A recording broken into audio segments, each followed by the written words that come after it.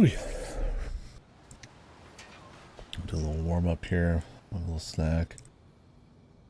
In about 3.5 hours ish, I'm gonna go try to stream and go eat with my brother. This will be a warm up stream, I guess. We'll get through a chunk of this chapter.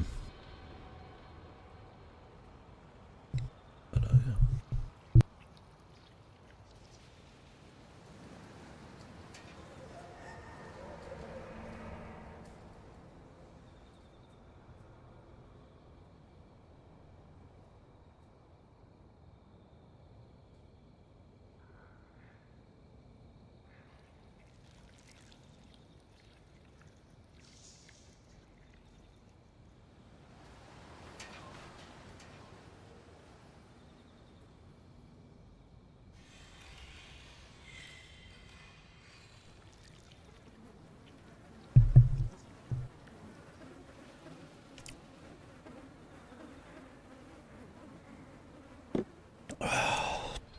Alright.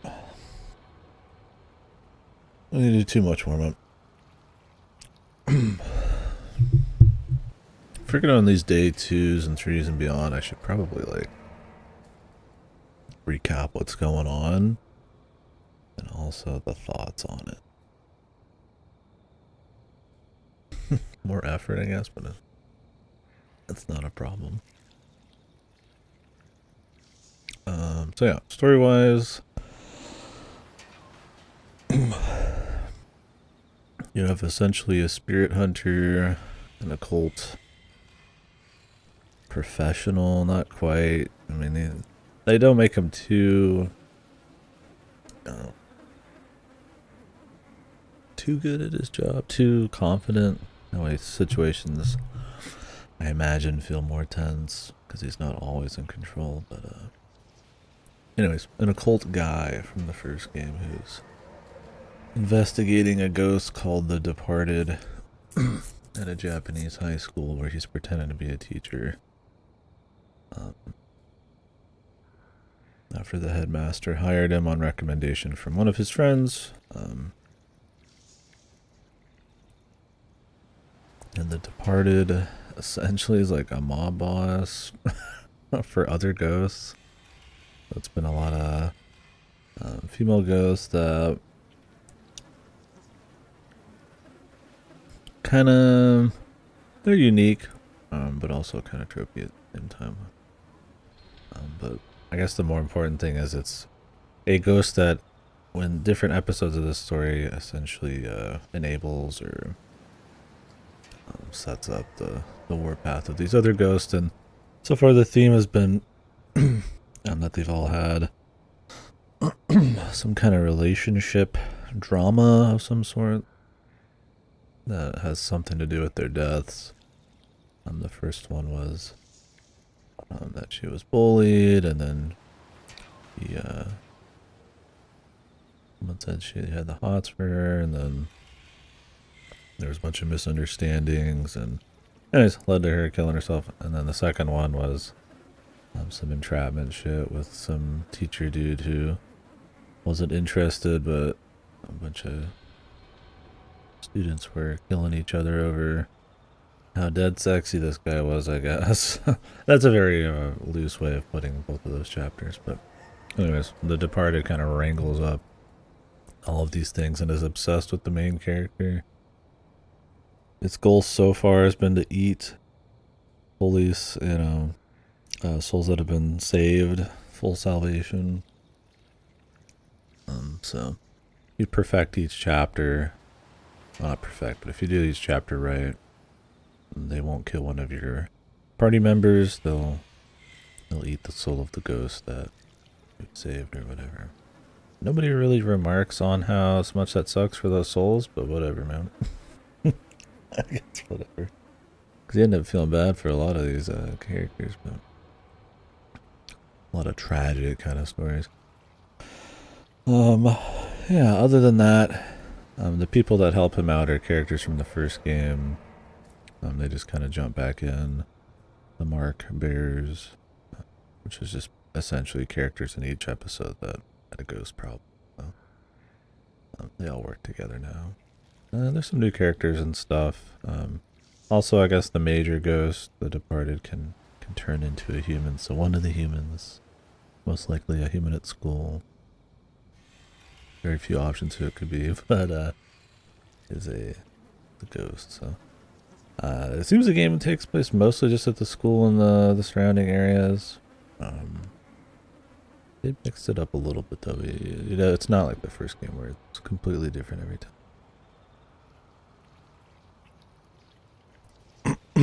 Anyways, the current story we're on, I don't know. We just started it, so don't have a single line of dialogue. Find out. My thoughts on it though. It's been okay. I haven't been bored by it. It hasn't been just like, oh, this is just like really bad or like funny bad. It's just been kind of comfy. Kind of, you know, they get some of the atmosphere right, although I wouldn't say it's very gripping or tense or paced very well, but you're kind of interested in the drama of what's going on with the ghosts and some of the soundscapes and visuals, especially the CGs. Not as much the animation sometimes, although it's not as bad as the first game.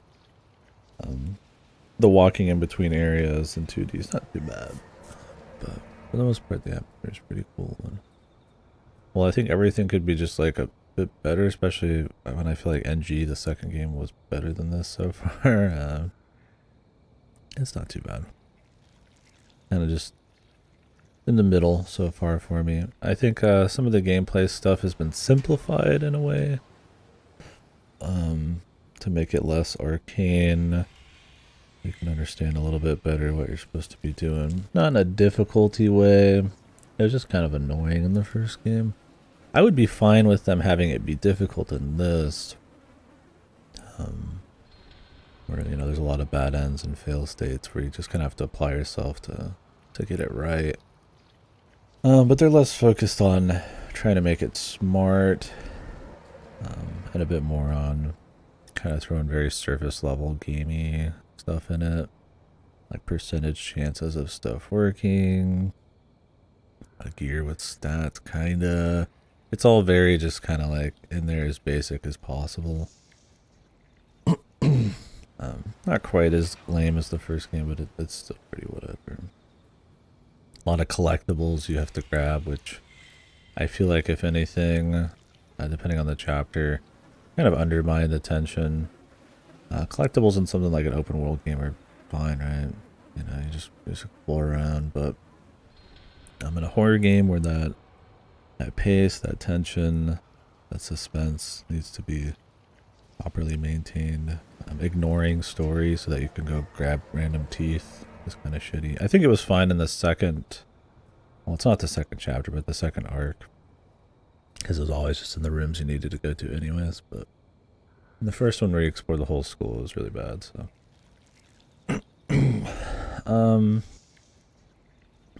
no, I feel like really the second game had it closer to being right, where you just kind of pick choices. I don't remember how much RPG dungeon stuff there was. It was still first person-ish, but mostly unique rooms, and it was mostly just picking right options. So I would definitely prefer it to be more like an Ace Attorney type of thing, which is kind of what I was going for, like a detective thing, almost. But they kind of tell you what to do, so it's not... It's weird. It's not really difficult, but I like that it's less goofy and arcane than the first one. I think what I prefer is they make it more difficult to figure out, and it's more about picking the right choices. With having a couple retries. It's kind of what it is, but the percentage stuff and giving you not a whole lot of options kind of makes it goofy. Even when they do give you some options, you could really make a case for a lot of these. It's one of those, like, where you're like, oh, I could pick this and this and it would fit. Because you don't really know what they're going to do with it. But likely you have enough health, it doesn't matter much. So. Anyway, so yeah, I don't think it kills the game by anything. It's definitely more refined than the first one. The exploration's a bit more, I'll say streamlined but focused.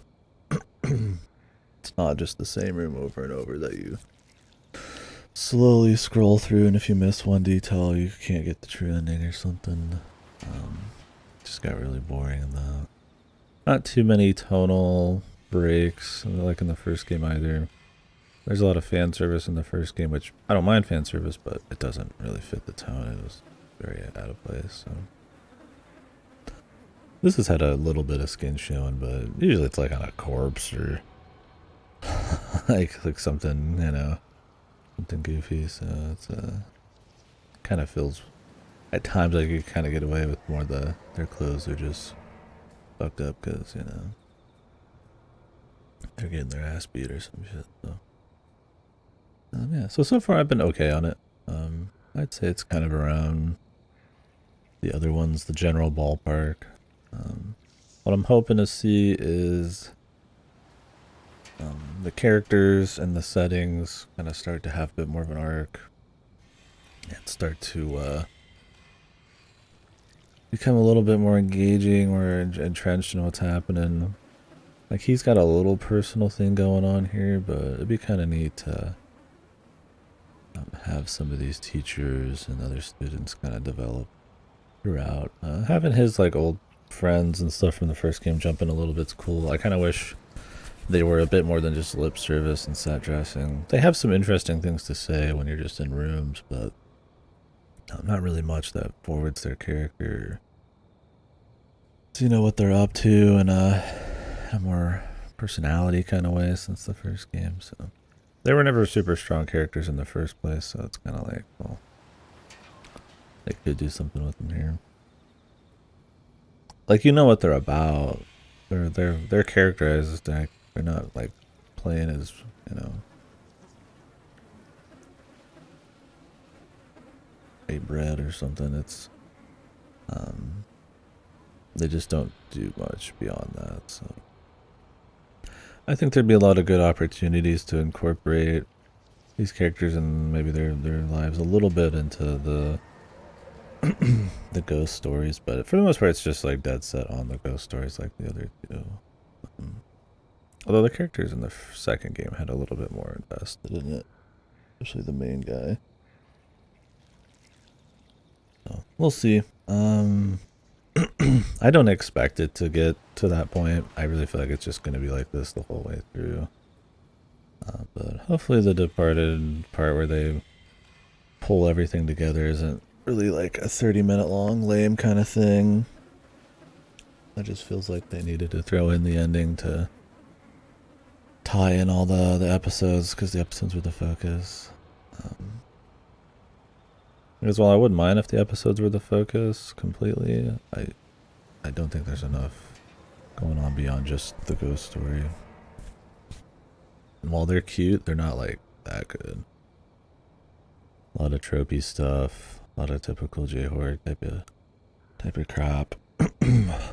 The girl who haunts the stall, the bullying, the misunderstandings, stuff like that. Those aren't bad things in their own right, but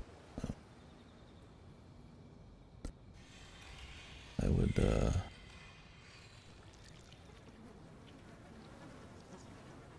definitely for the episodes to stand on their own and me not to need extra character work or an overarching tie-in.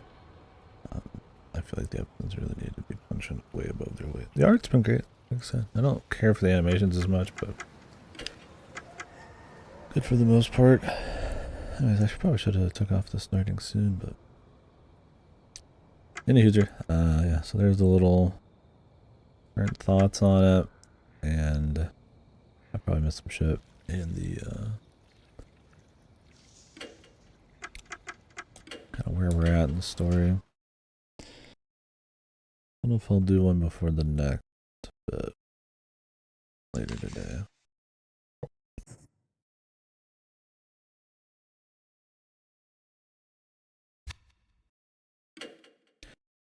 The history. This is where we get into the departed or the old ghosts that the ringleader is actually related to. the founding of the school, and then the fucking grandson is the current headmaster. I mean, it's like, yeah, you want something like that to give a little bit more gravity to the school, I feel like, and kind of flesh it out. But it's also like super trippy, man. Oh, something happened X years ago at the school, and that's why these are happening. Who knows? Maybe they'll surprise us. Maybe it won't just be some teacher beat up some kid or did something wrong to somebody, and now they're haunting the place and they're festering, and that's what's going on here. And I'm hoping it doesn't just end with something like that. The clock tower, millionaire Genzo Unoe.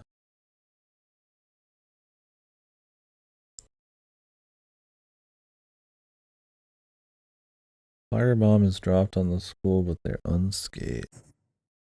So the whole place has been haunted forever.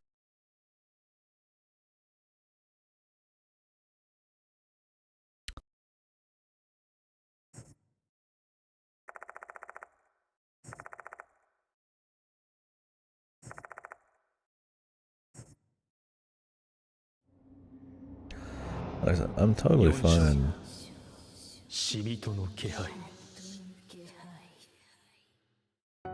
with it getting into the history of the school and stuff. I mean, it's very focused on this location, but let's just see if it does it in a way that's spicy at all.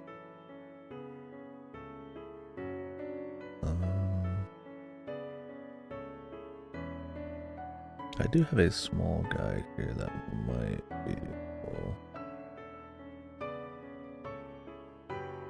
I've been trying to kind of avoid it for the most part, but just in case we have some issues, this will be here for us.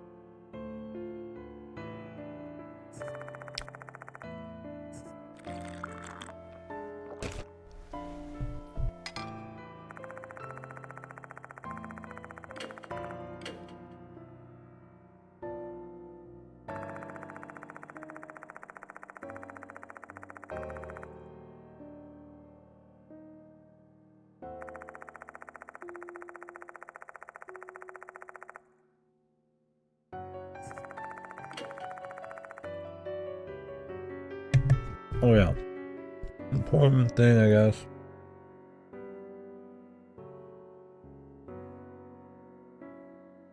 There's been a lot of unifying kind of imagery, I guess, to kind of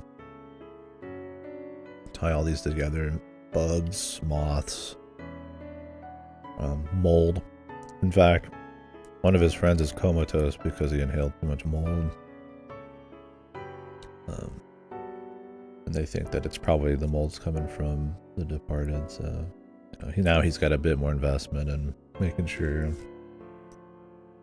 he defeats the departed, so it'll save him. And also, I mean, he's cursed, so he can't escape until he deals with it. So he's got a few personal reasons. Told his friends not to help anymore. He doesn't want to arrest them, but we're gonna help anyway. So.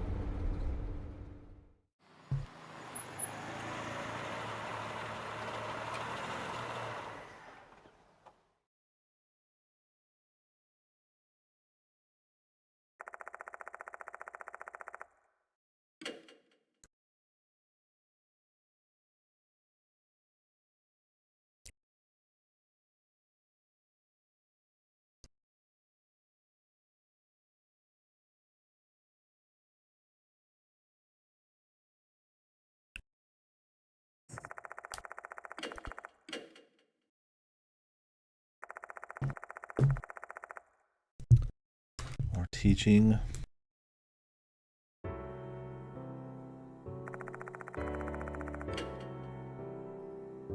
Listen, the artist is always great in this series. It fits the horror vibe too.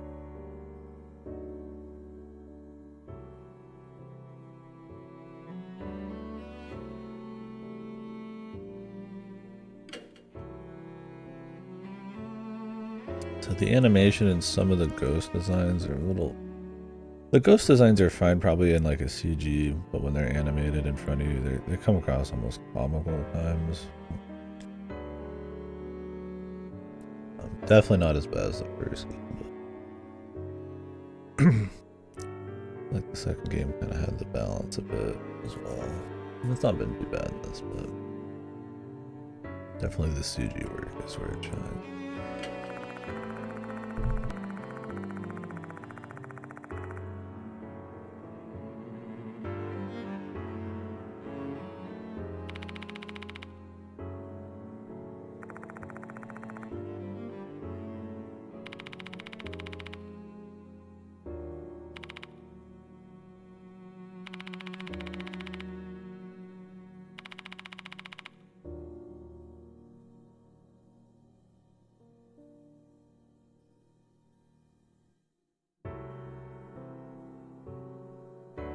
I assume these choices don't matter.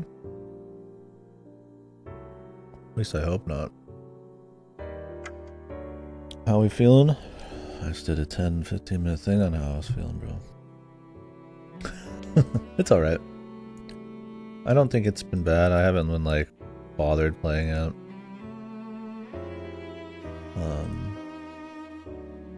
It's been comfy enough, but it's definitely not punching above its weight at all. Some tropey Japanese horror stuff. No, you were watching it work? Cool. Yeah, I mean, it's kind of like the other ones. I don't think it's as good as NG so far. It could use some more character work. I could use me getting into the setting a little bit more. Hopefully the variety keeps kicking up and the pace keeps kind of like improving, but I would say the gameplay stuff, while more refined than the first game, is still kind of undermining some of the tension. And it kind of doing a lot of similar kind of samey horror school shits, kind of whatever. But I've not been bored playing it. I don't think it's like bad. It's just fine so far. Alright. Do I think it's gonna get better than it is right now? Probably not. But I'd like to be surprised.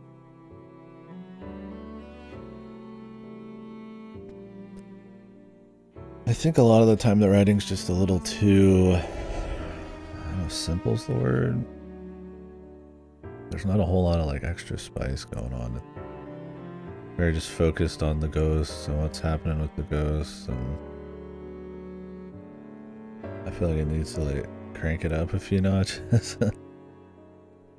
Whether it's the characters or just like the tension and pace of what's happening with some of these guys. Like they kill people and shit, but it's just like some of the reactions and the gravity of it and how we just kind of move on and how immersed you are in the setting and stuff. I feel like kind of, well, it's fine. It doesn't hit quite enough to get you really super into it. But I don't know. That's a hard thing to really explain because it's getting more into like when if it was just like really bad, it'd be more obvious. But it's kind of like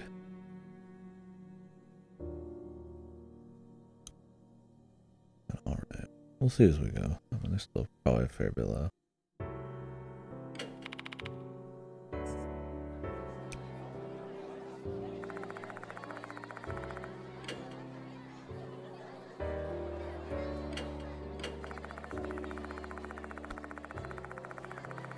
I definitely don't think it's like better than NG so far.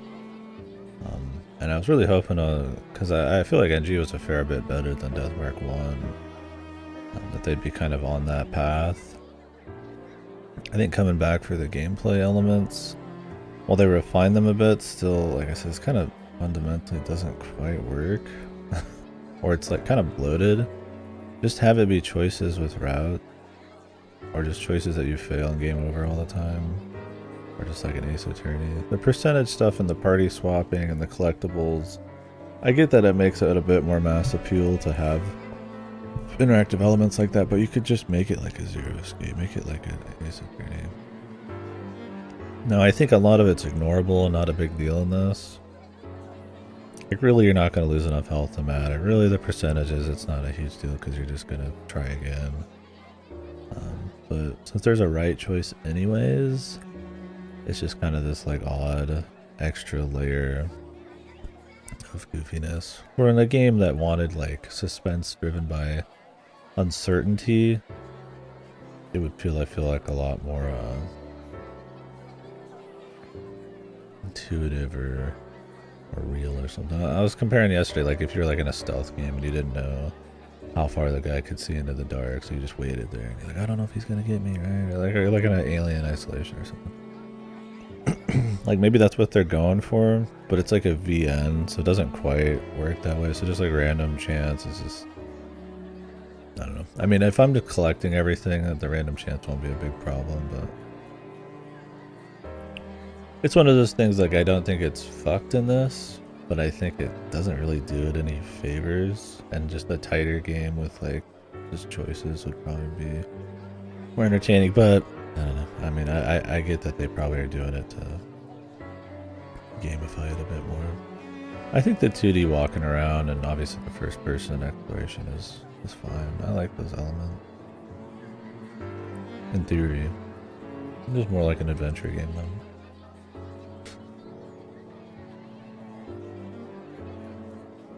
Really, I think they could lean more into that.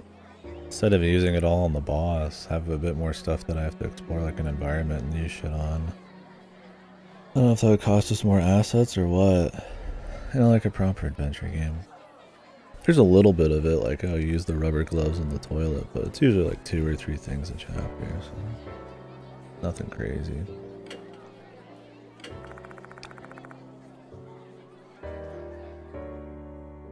I would say the gameplay part isn't as big a deal as the writing in this one. Where I do feel like in the first game the gameplay stuff was a much larger problem.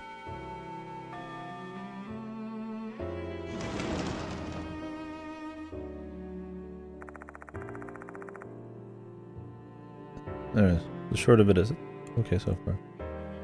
It's comfy, but it's not like, impressing me ever, except on the art side of things.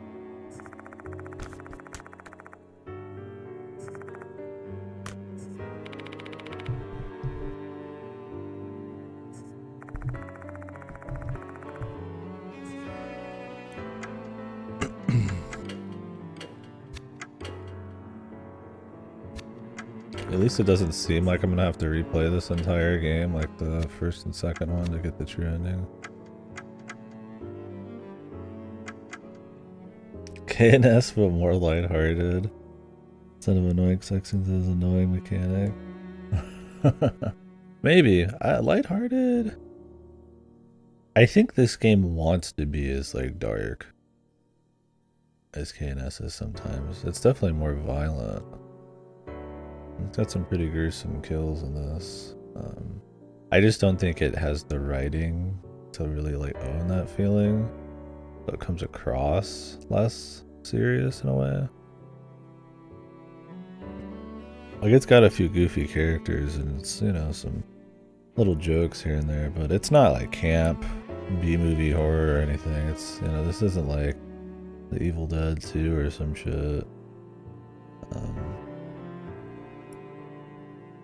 So, I don't know, I think it wants to be dead serious, but the gravity of some of the deaths and how much you're into the characters and any kind of themes they're digging into, or even just the palpable atmosphere that's like really consistent across the whole thing is just not really there.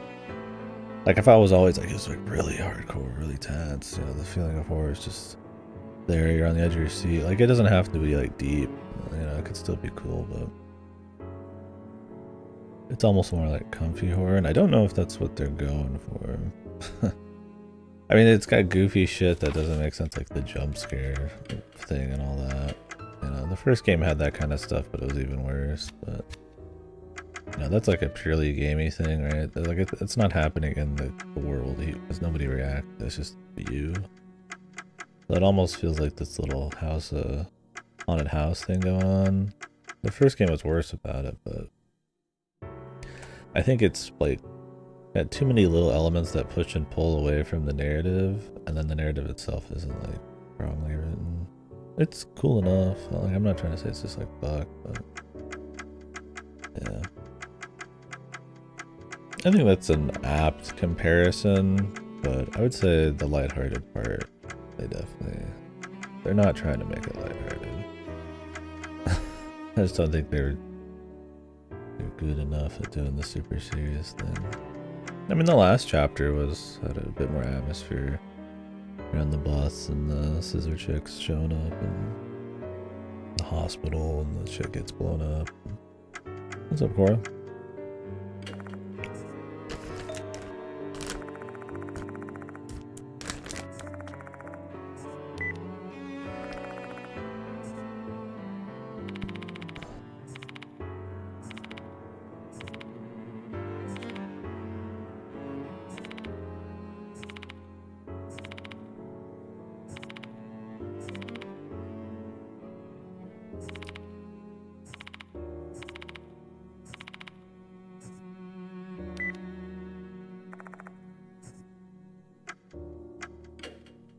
I mean, I like the idea that, like, he's become, like, good friends with the people he saved in the first game, and they actually help him in their own unique ways and stuff.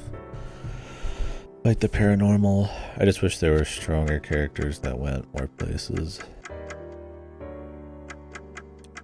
Because in a way, this game suffers from the kind of weak character stories of the first game.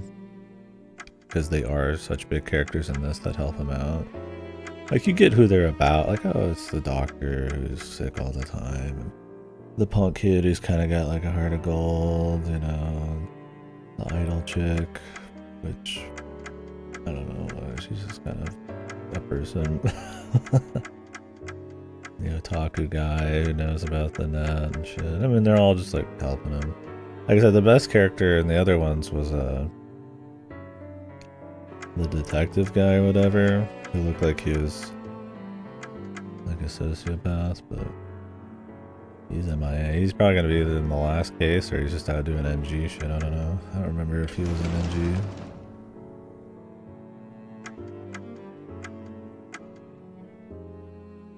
You can tell he's like the fan favorite because they bring him up, like they like deify his ass in the story already.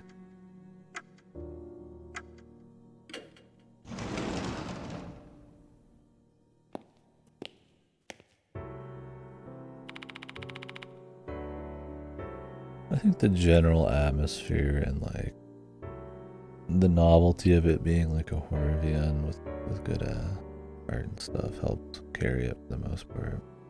And that the stories aren't like zero pulse, like kind of dull.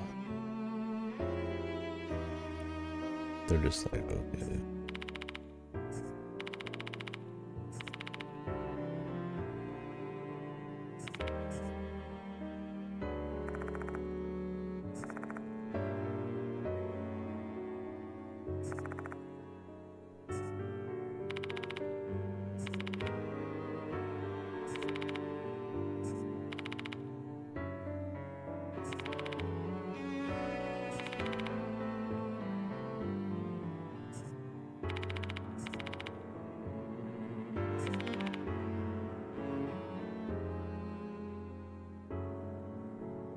Like, I'm trying to word the feeling.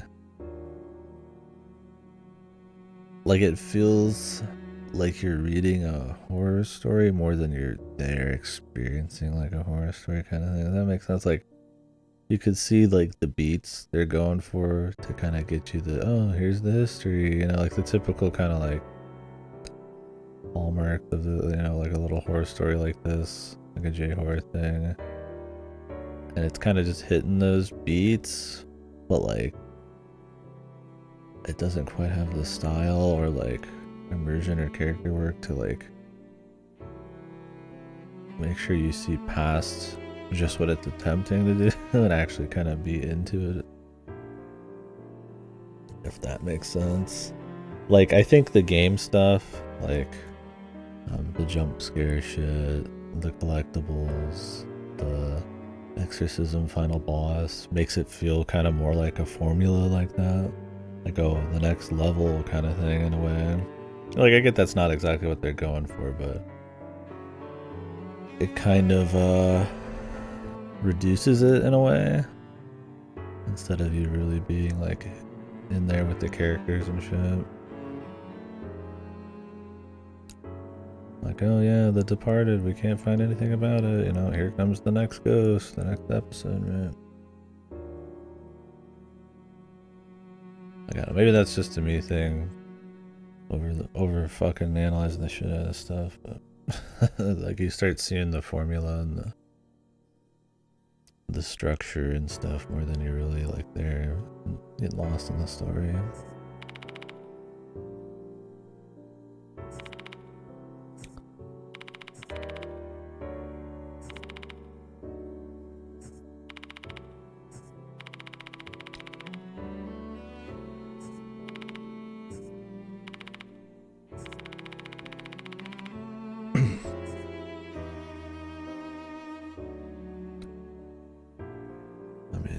I don't think these matter.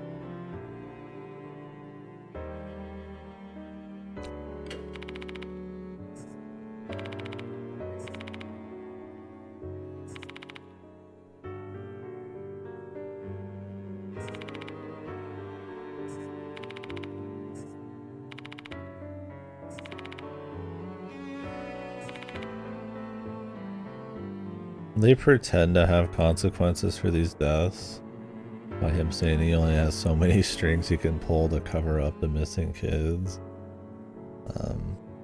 I think it's kind of this poor. They want to retain this school still in session thing, and him pretend to be a teacher here and there, but then still have like horror movie kills. So they make the bodies disappear perfectly with no evidence. And also this guy he has connections where he can just make sure nothing of consequence happens. They'll bring it up, there's stakes, like, oh, you're gonna have to be removed from the case if people keep dying, yada yada. But like, I feel like it's more of this kind of like threadbare justification to make sure that we can still have the the school setting in sessions. Because I mean, the second game, like, people just exploded or whatever. I mean, I don't even remember if there was police shit. There might have been. But it's just because you're like, just exploring like a city, right? I mean, it's fine. I mean, I at least I try to like justify it, but it's a little slipshod compared to the other stuff. Not a big deal, but I don't feel much when they talk about the stakes here.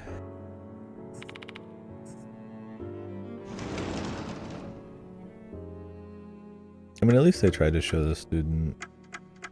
The students are kind of like wondering if the Departed is real, and I think a little bit more time spent with the rumors and what they're thinking and the fear and all that might be good.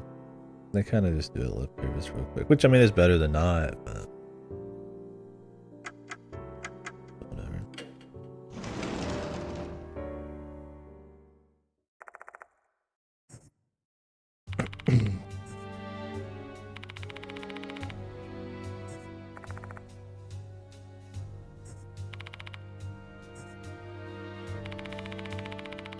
What's this chick's deal gonna be?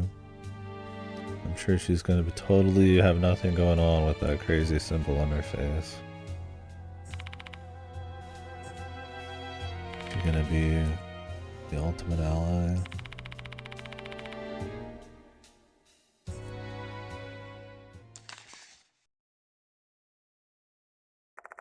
Final chapter or something. Gonna have some history with this place.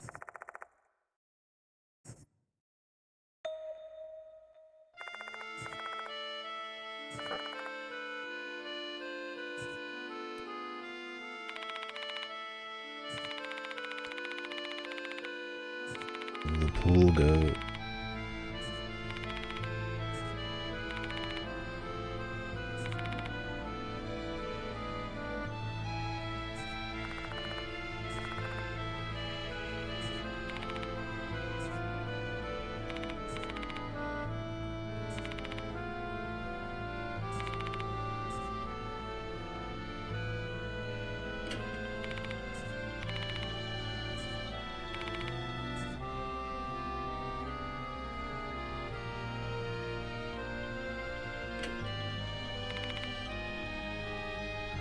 Another girl spirit. Whoa. Does she want something back as well, like the last two? Give it back.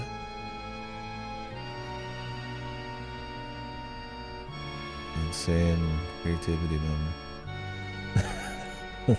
I mean, they do get creative with, I guess, how they became ghosts and the design and stuff. So I'm just poking a little bit of fun. Kind of have pointless similarities. I mean, that they all have some kind of romantic theme tying them together is fine, but whatever trivia shit's kind of whatever.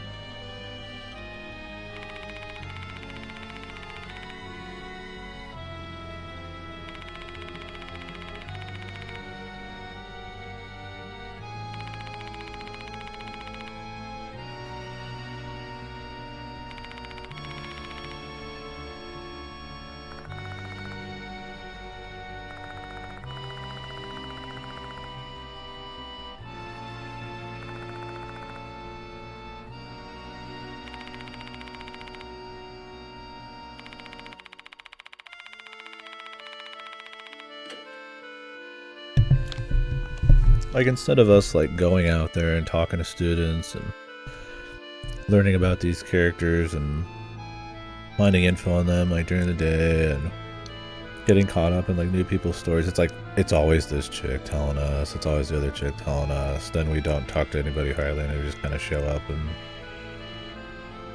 start the night investigation, a couple of flashbacks, like, you know, something with like we're going to more depth, we're sleuthing on it, if that makes sense. Like I get that would probably be more like money they'd have to spend to like go to different places and meet different people and start tying that shit in, but it's just kind of like, oh, here's a new ghost after like another week from the same people.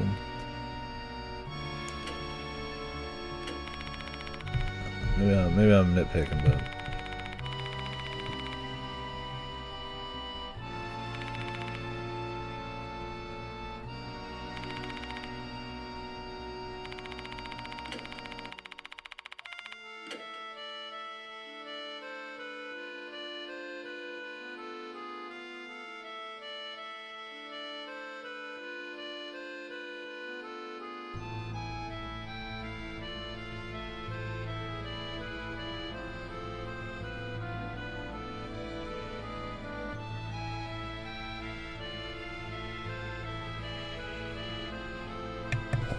yeah.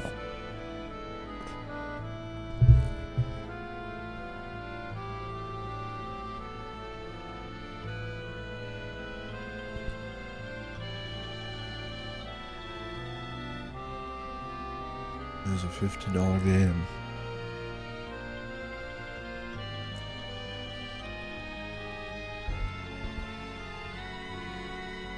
Her boyfriend, of course. Her boyfriend died.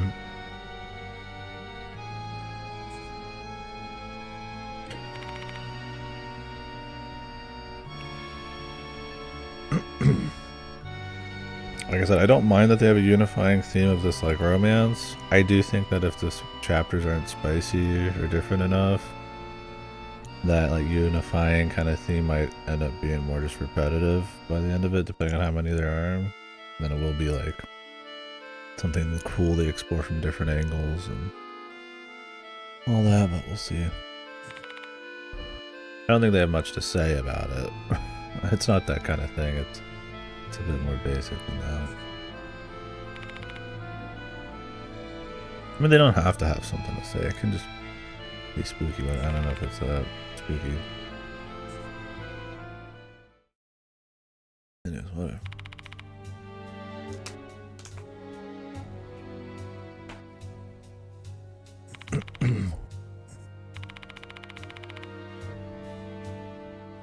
At night.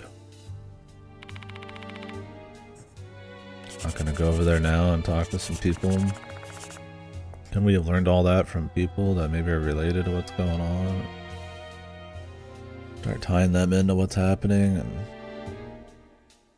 go to some different locations and do some sleuthing and... No.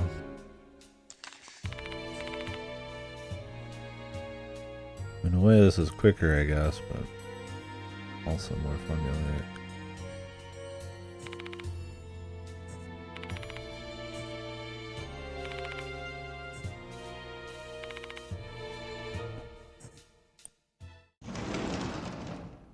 You know.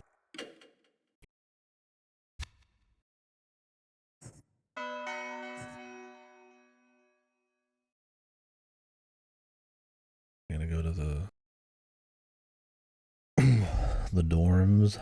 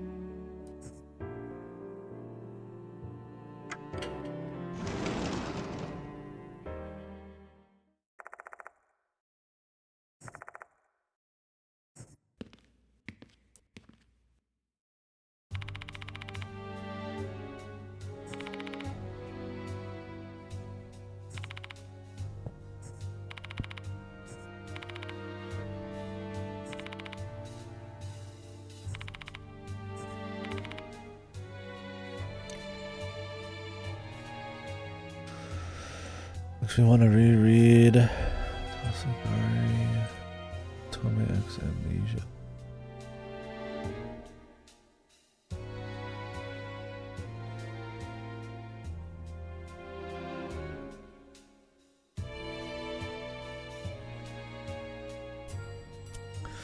Got an anime adaptation.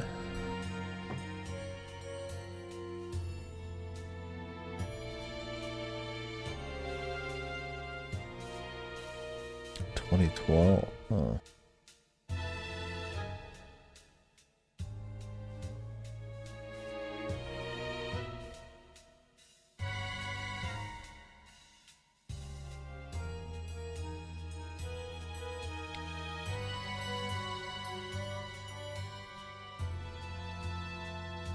The Seven Mystery.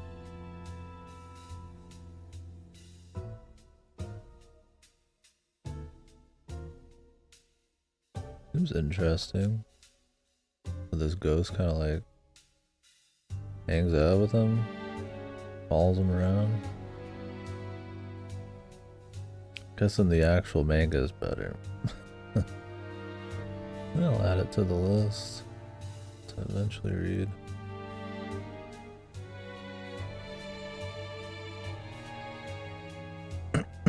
It's like a cute little twist on the 7 Stories Horror Academy thing. Like I said, I don't mind like the tropes.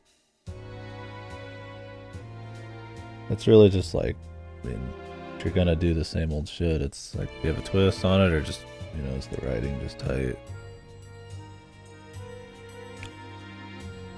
I wonder if this is gonna have 7 ghosts. They don't call them the 7 mysteries in this, but I wonder if they're gonna just do it anyways.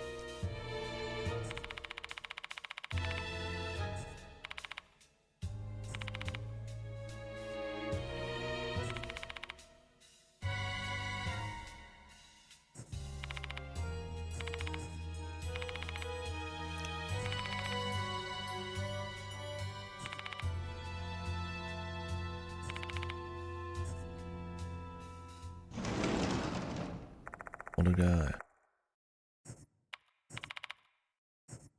Probably knows plenty if we could persuade him.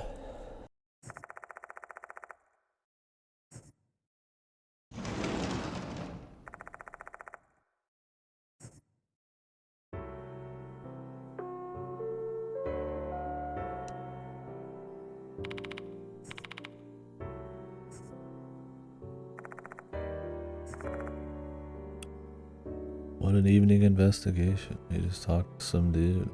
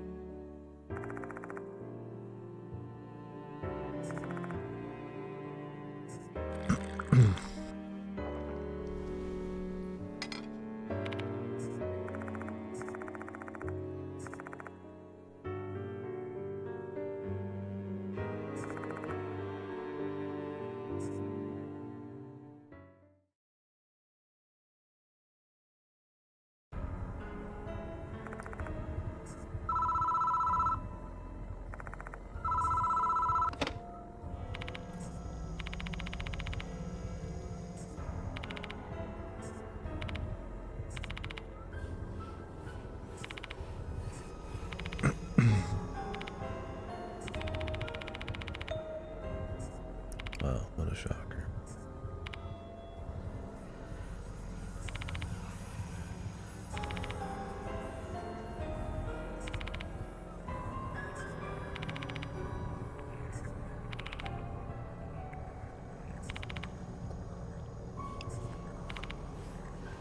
Oh god, is she gonna say give it back? We have to give her the ribbon. Love that.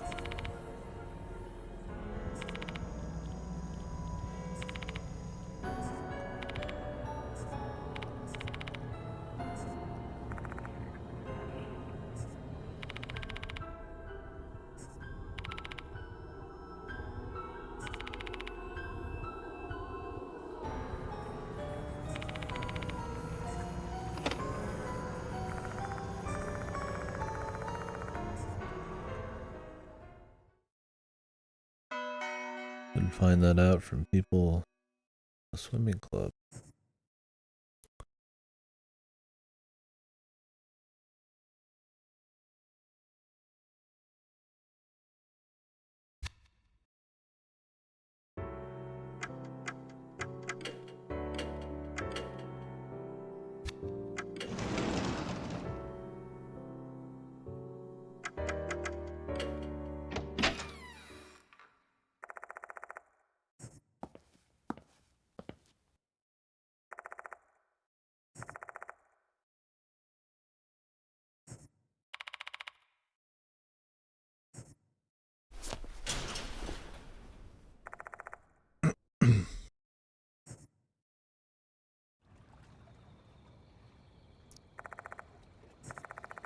The pool. The court party pool. ここふん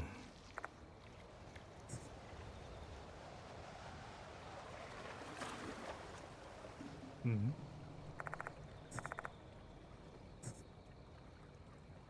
よし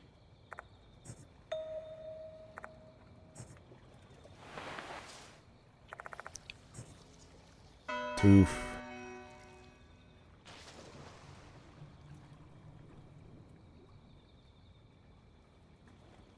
ここ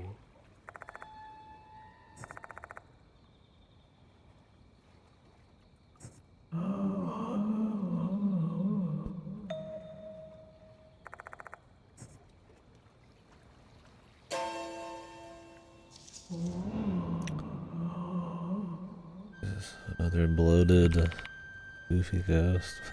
You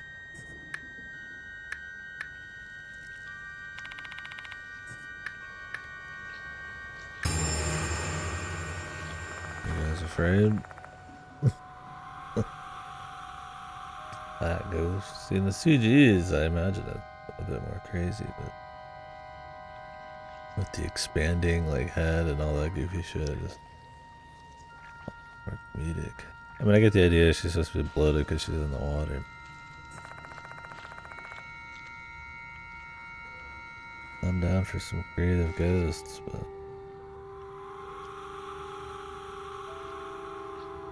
I think it's just the like inflating head is the big thing.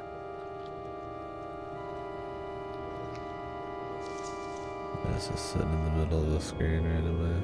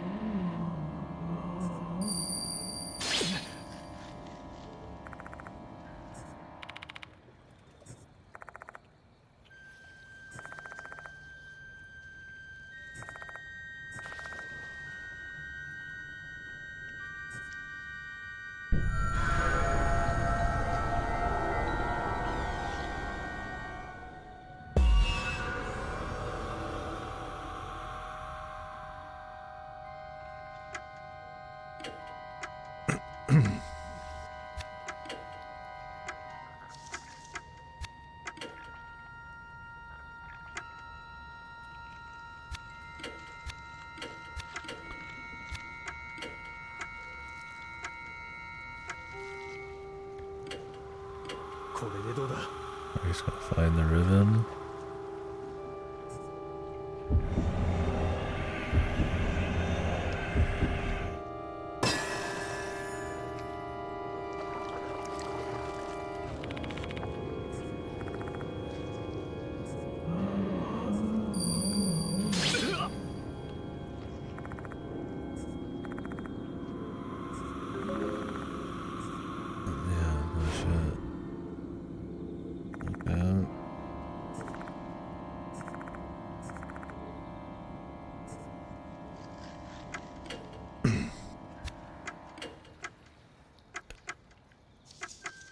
Scoop up some pool water.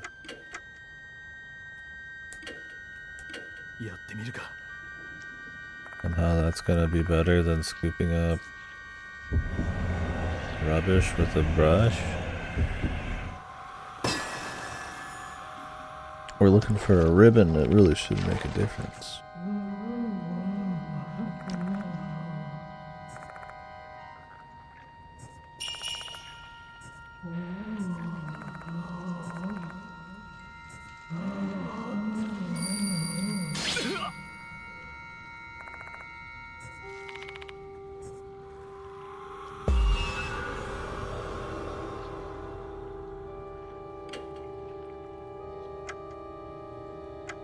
Up deeper water.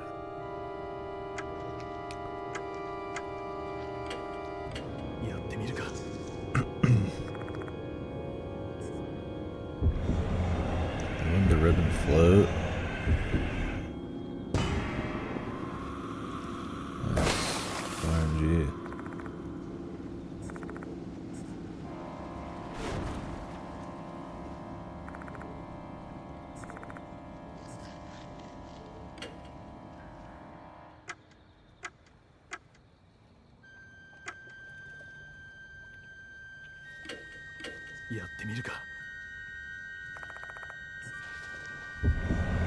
Said more, man. You just do it straight up. More water on the surface.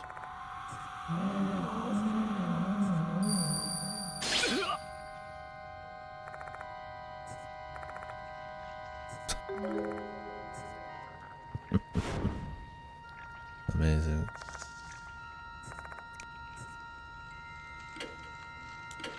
The crazy, mind-boggling mystery of how to scoop water out of a こ pool. れでどうだ。 You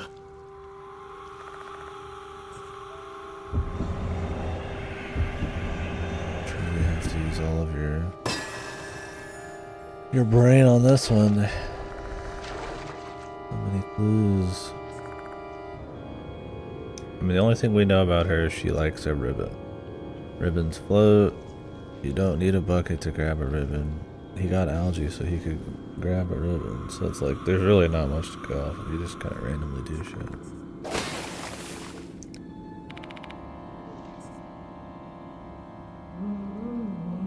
Unless we're supposed to be saving her by like dumping all the water out. It's like, dude, it's a pool. Okay.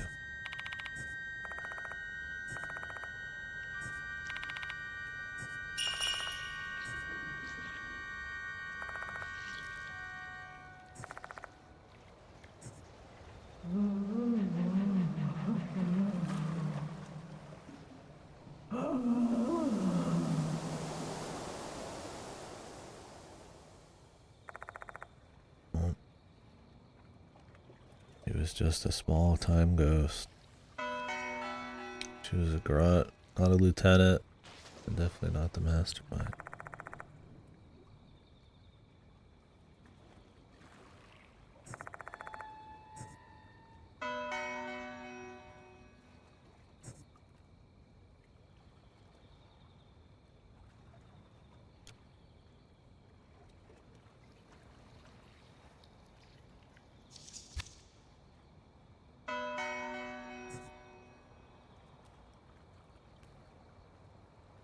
Like how that was the thing that almost killed me in this game. Purely because there was nothing to go off of. It was just ここ。 shitty choices. うん。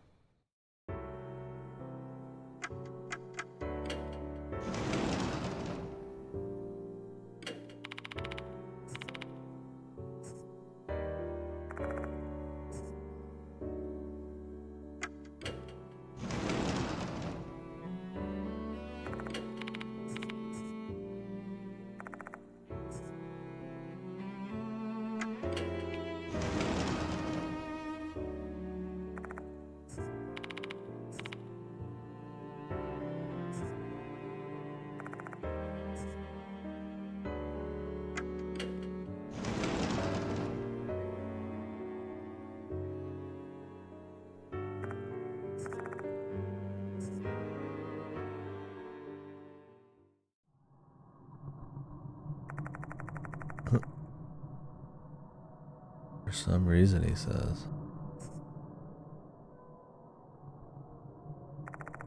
Why would you leave the blinds up?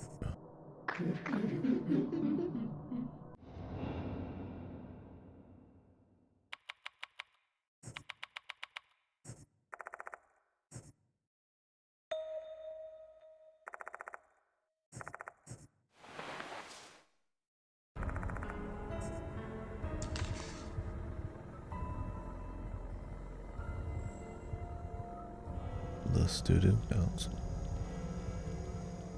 Their time.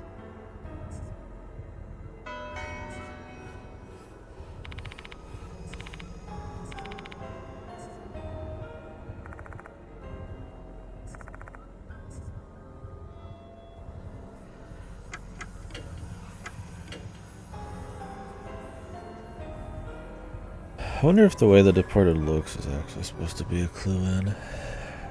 What she wears is kind of close to what the teacher wears. Be funny.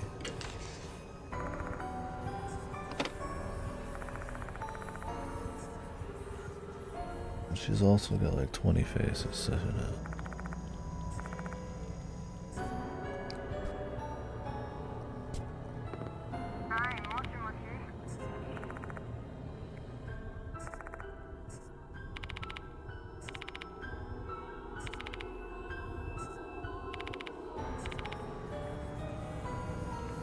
Hitting on them.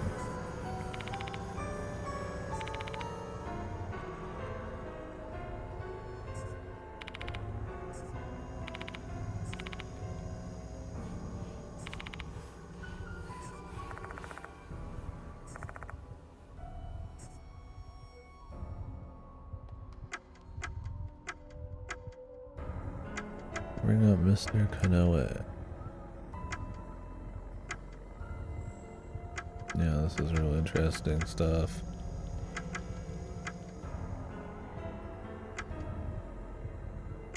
Does this choice matter? I don't think any of these matter.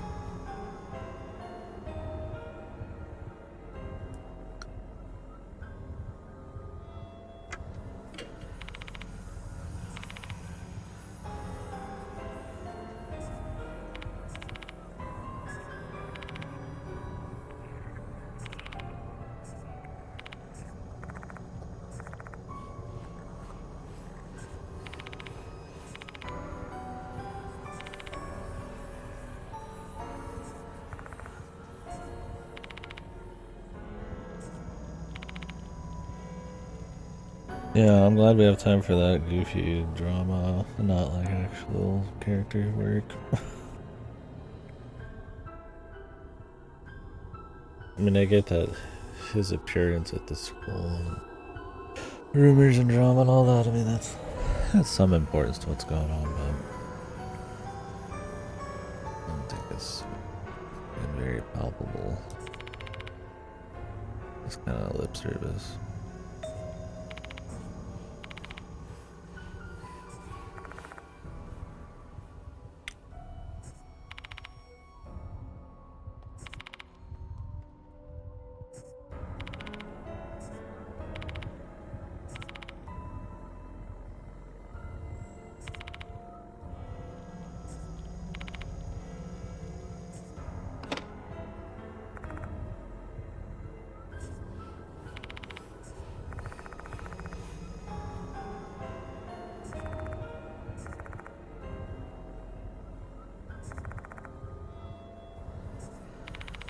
Onto the school grounds.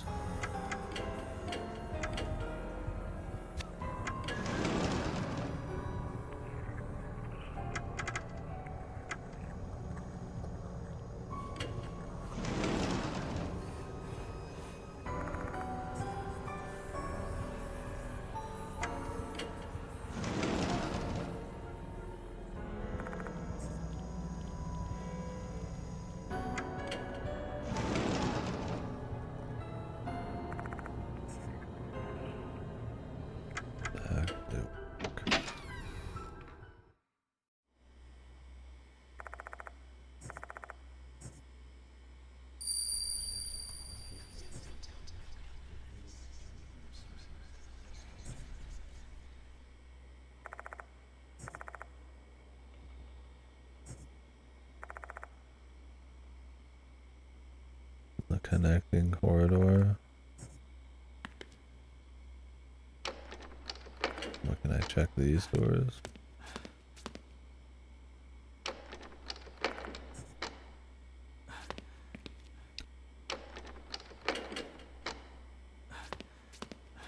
Make them not interactable.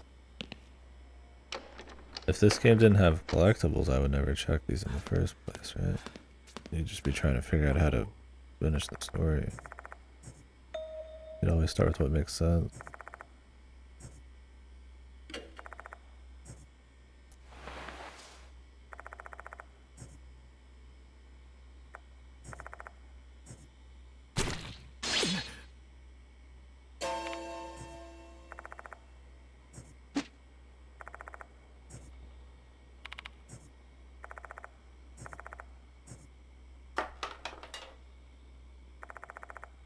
They're sticking collectibles. See, they're sticking collectibles in these areas. I've checked this board a million times. So.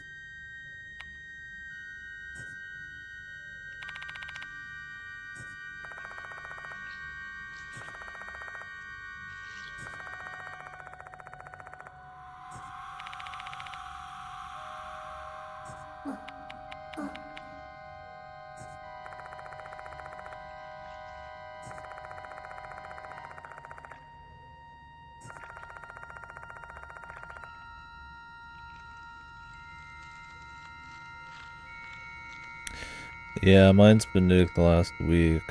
Although it's fine right now in the pop-out chat. But it wasn't working when I was in Ripper's chat. So I think the idea is that Twitch changed some part of their APIs, what they said on FFC's Chrome page. So they've been making updates. That's probably what it is.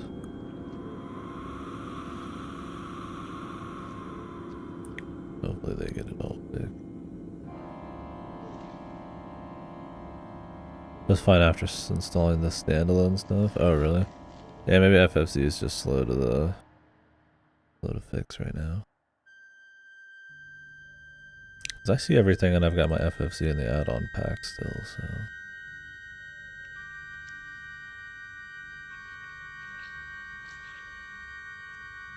Yeah, it's been off and on.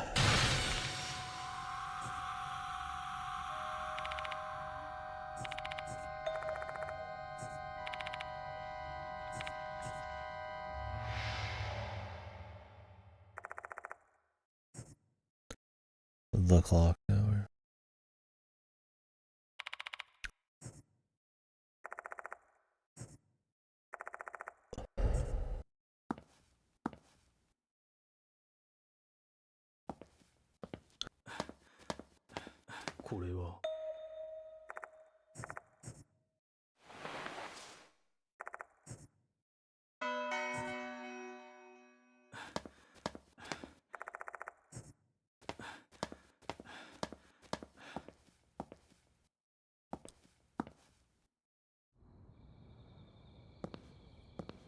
Yoshi.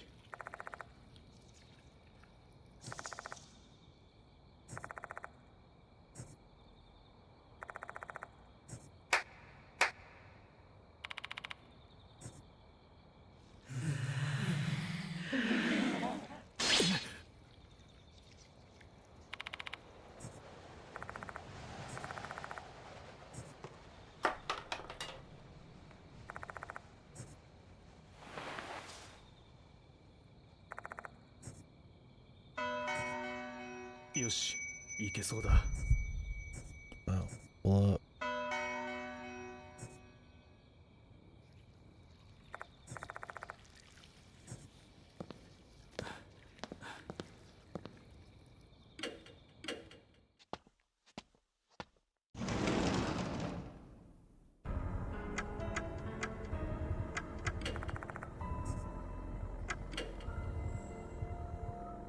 We found them all.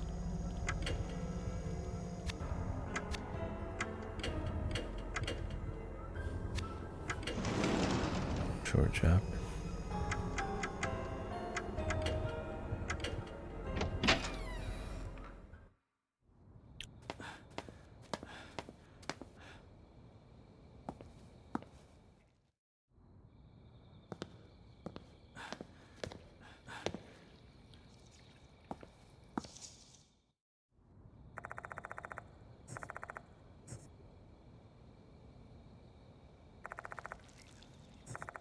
Okay.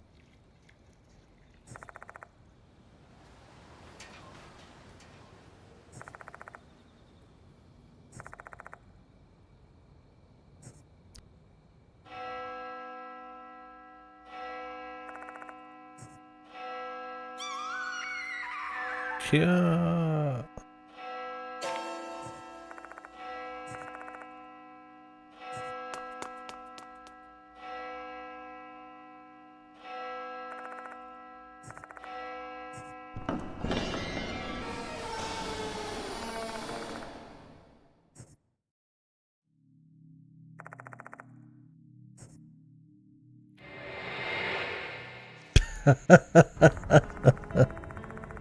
They've done it, man. Of course they have.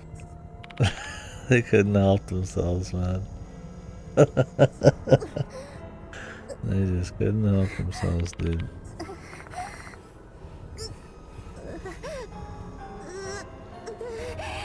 Damn, I'm spooked, man.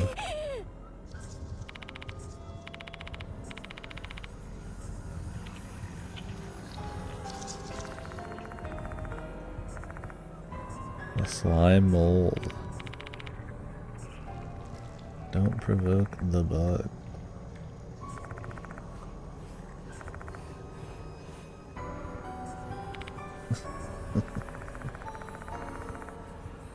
Oh man. What should I do first? I mean, does it matter? They probably adore you, man. What I would say.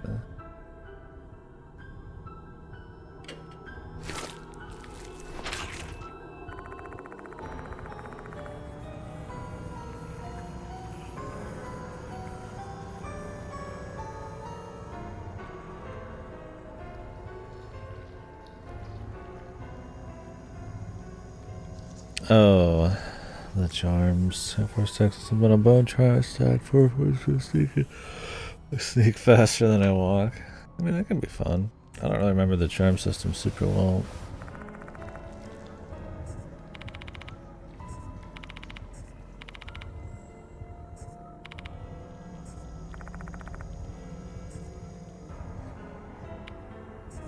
What about the other girl?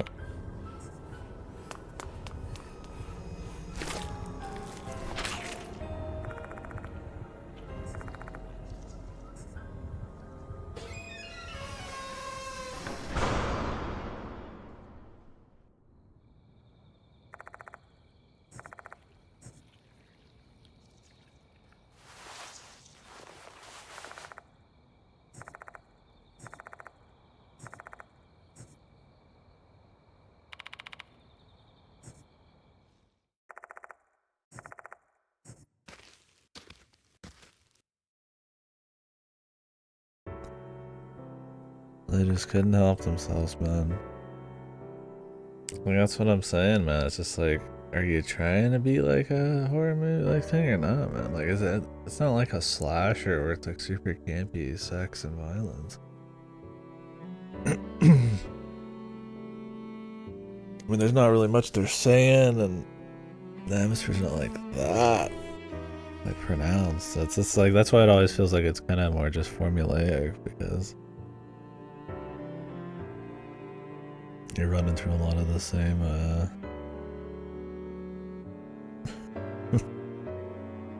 there's just too many things that I feel like cut into the atmosphere and the story and stuff, and then too much of an actual like too clear of like a episodic format to it. I don't know, maybe not on that front. It's funny.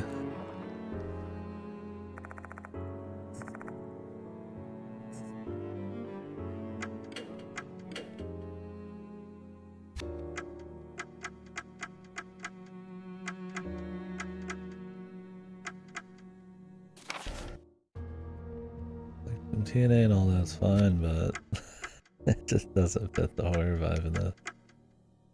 Unless you're trying to go for like a trashy like slasher, but it's just not the vibe I'm getting.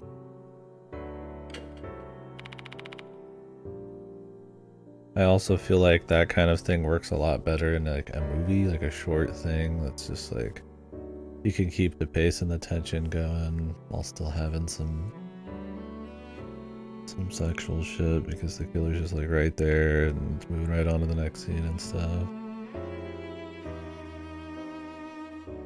I feel like Evian's got a bit of a slower feel.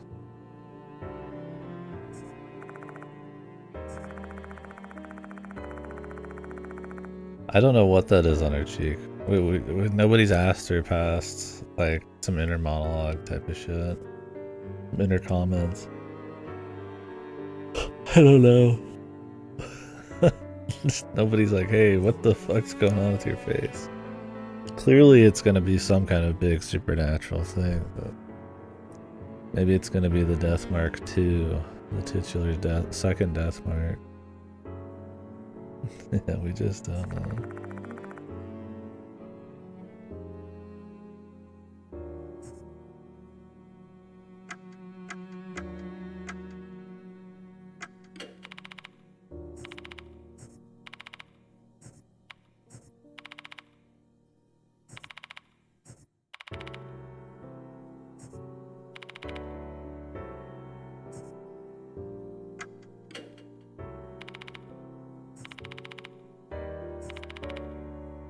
A swarm of insects.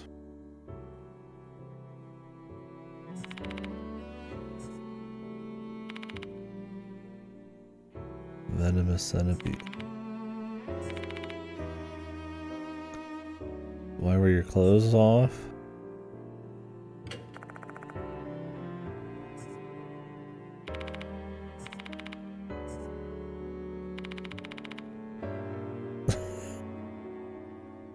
Can anybody explain why your clothes were ripped off?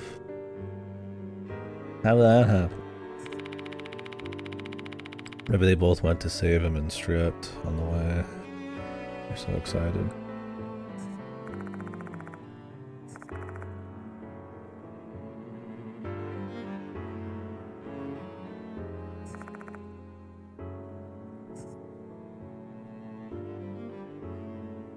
Really spooky mood.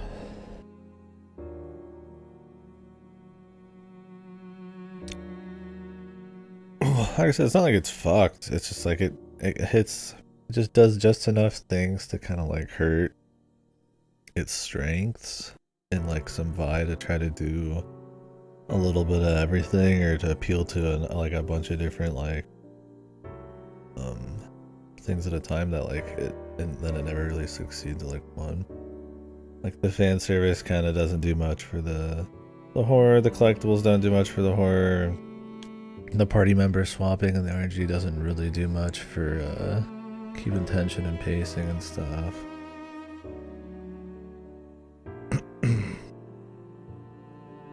Like, it's not fucked, and I think the bigger problem is probably more just the writing, and even that's not fucked. It's just okay. It's just kind of comfy, I guess. But I think it gets more by on that it's nighttime and there's atmosphere to a certain extent, and really like strength of writing. Like at least shit's happening, right? Not a flat line.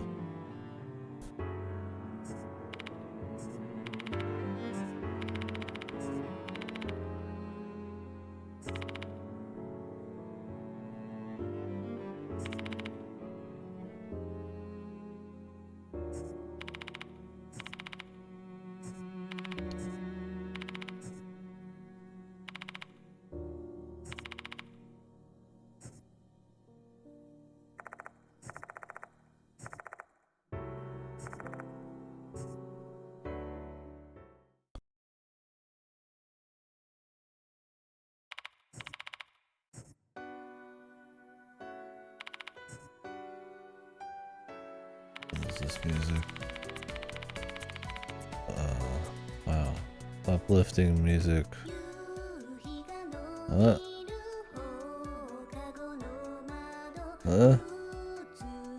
What is this supposed to be like? Making him feel good? Like, was there supposed to be an arc just now where he feels real bad about not being able to help his friend? So he's been trying to do everything alone. And now she's gonna give him an uplifting message to this music. It's been like an hour, dude. And half of it's been like fan service, ass cheeks, and ghosts. Bloated ghosts. Not really a huge character defining moment.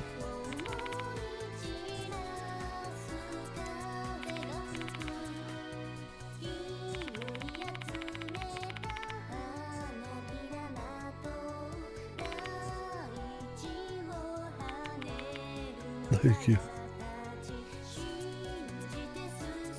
What the fuck was that song?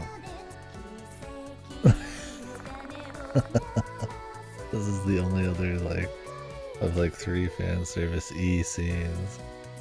The most recent one was the most obvious blatant one, straight out of Deathmark one. This one is like was odd. Like his fan service was kind of like, eh, I was like, whatever. The other one, it was like, it was too violent to really be fan service.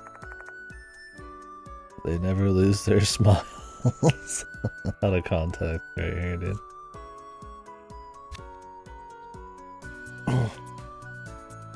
This is being, dude. It's got good CGs and decent, like, in a bubble atmosphere at times. I mean, it doesn't retain it and it doesn't push as hard as it should. But...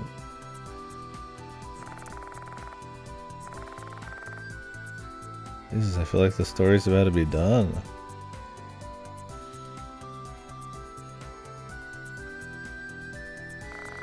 I mean, obviously the novelty of it being one of the few, like, Eastern-made horror VNs. Great art, as long as it's not the animated creatures. I would say it tends to be shallow in a lot of aspects, yeah. Like I said, I think in Avida tried to do a lot of stuff. It kind of doesn't, like, excel at any one thing. Like, oh, every chapter needs to have different characters, so they never really dig into any of them.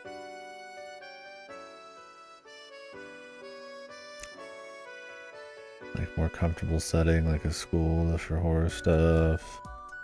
They try to have a little bit of gaminess, a little bit of exploration, a little bit of fan service, and it's just like, alright, well, those don't work with horror super well, the way they done it, so... They're not that interesting in their own right, it's fine, like, it's not, like, paced super horribly or anything. It's not, like, dead boring, it's just... You just find yourself, like, as you're reading, it's like, oh yeah, like, this, come on, this could be different, yeah, this could be better there, you know? This is totally unearned, though. This, like, uplifting music and, like, self-reassurance and shit. There's been very little character stuff in this. You are absolutely not connected with him, empathizing on how bad everything is.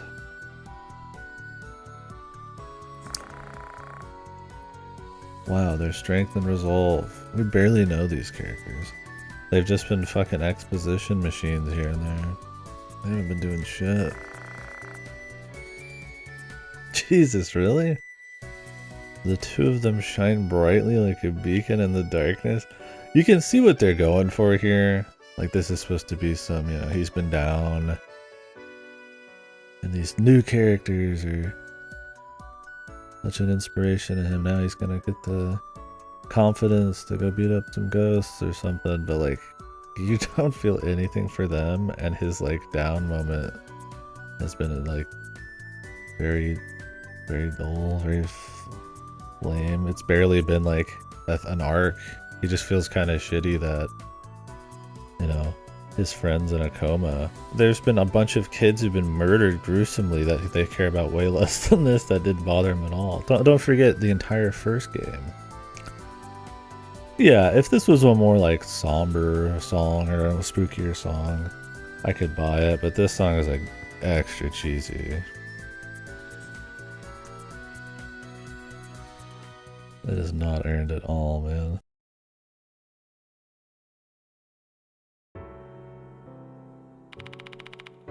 And we're done. Okay.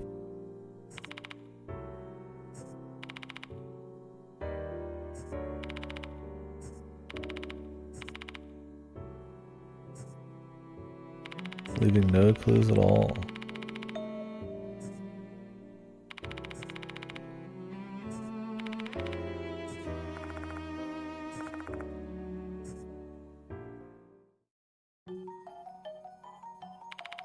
What? Blade music?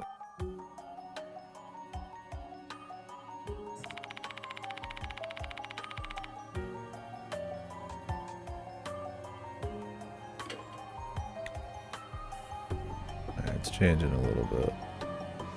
It started late me, but now they're trying to make it a little bit more spooky.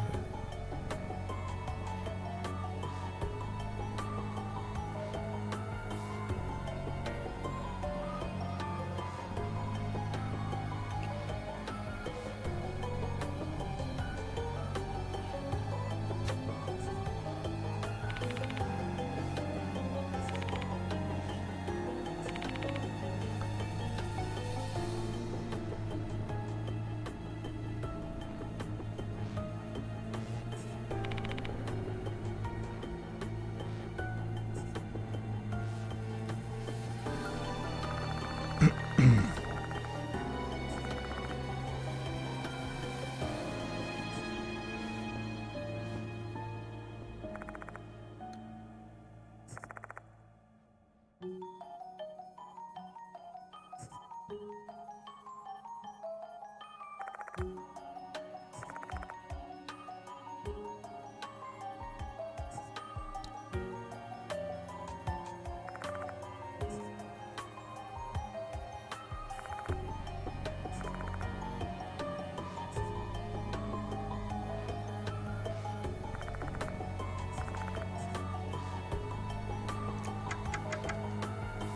guess we'll go with Michiho for now, man.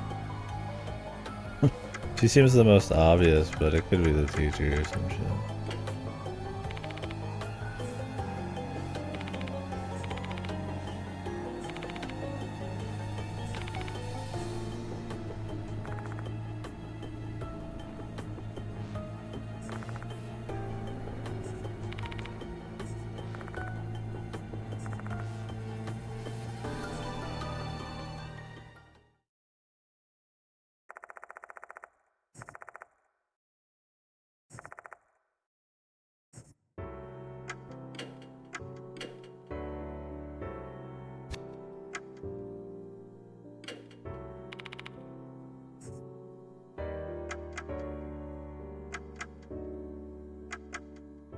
What an odd thing.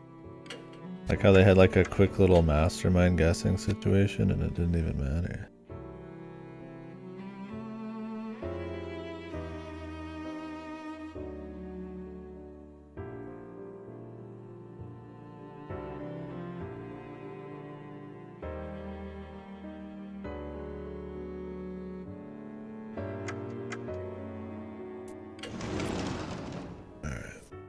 Sure we're not missing any collectibles, but I think we're still in the same chapter.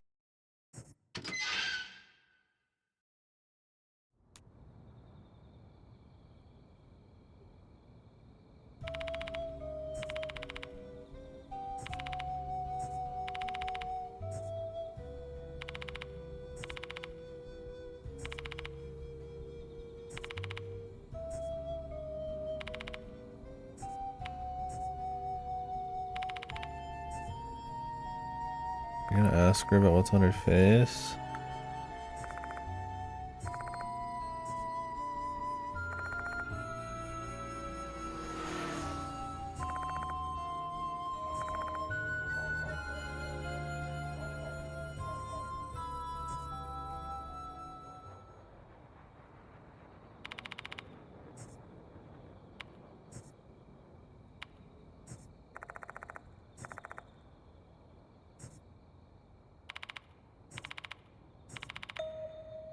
We know her.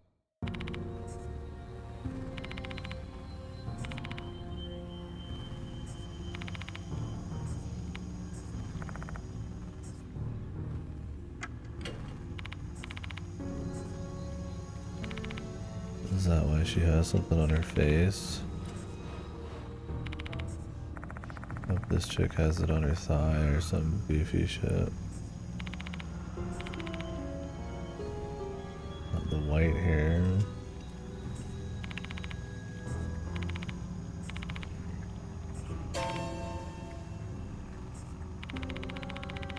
Oh, her tit? Dude, we've already seen her tits, man. Unless it's the underboob, man, or the nipple. They already had a nice scene where we got her full cleavage. When she was mutated into a demon earlier.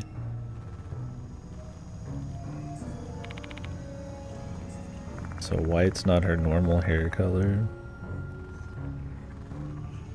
The Departed has like black hair.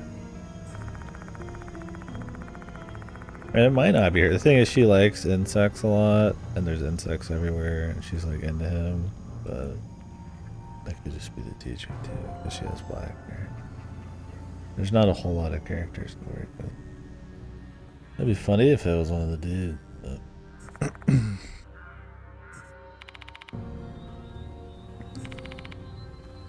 the doll's curse.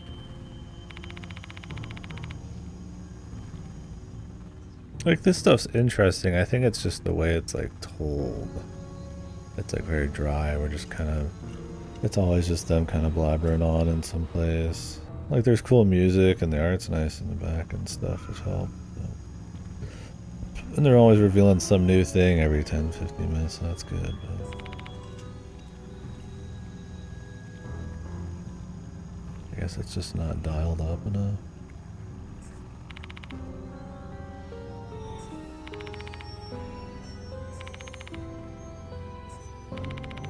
The altar.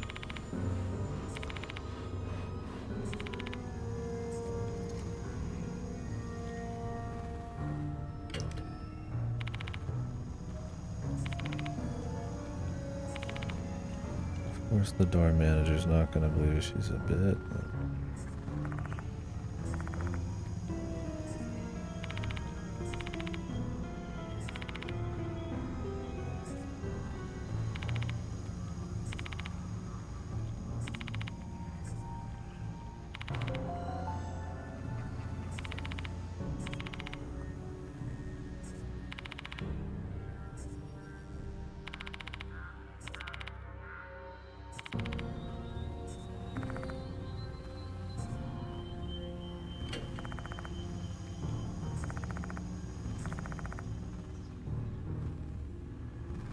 their death marks, white hair and a tattoo on their face.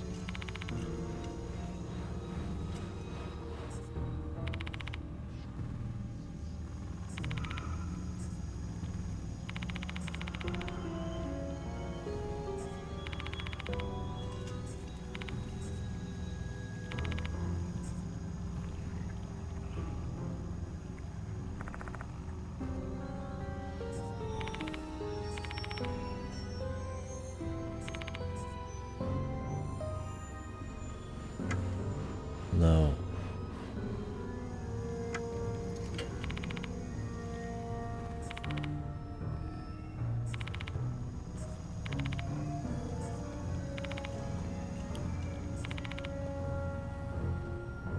They've been helping him.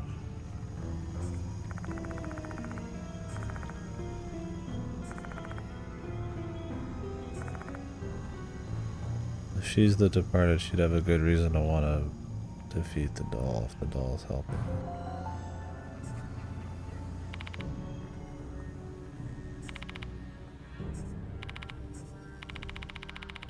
I mean, it's cute having like a mastermind mystery in a horror game.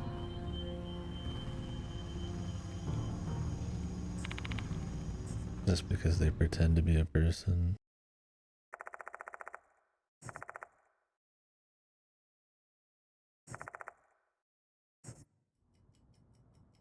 Yeah, I still can't believe how lame that fucking vocal song was with that scene.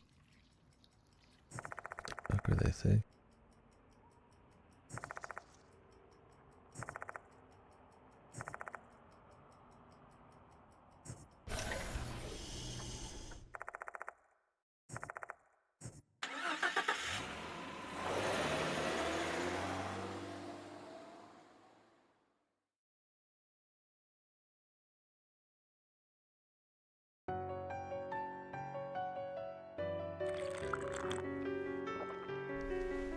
The man with the super audible sippy gulp.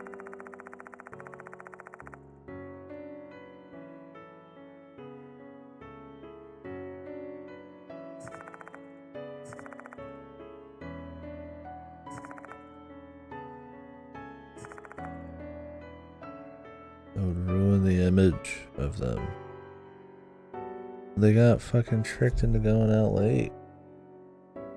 Why would it ruin their image? Oh yes, the image of the people who were murdered who had to go out late too. It's ruined.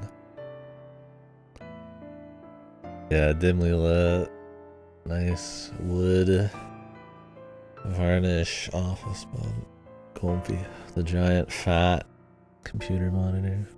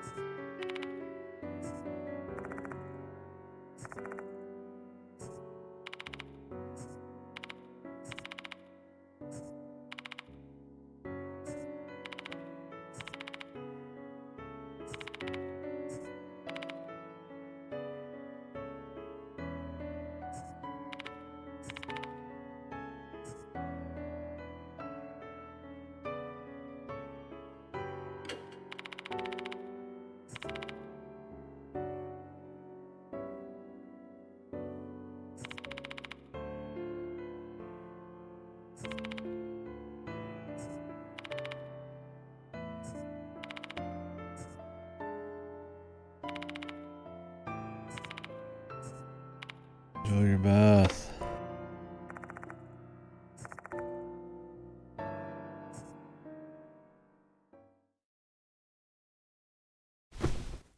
Thanks for letting us know.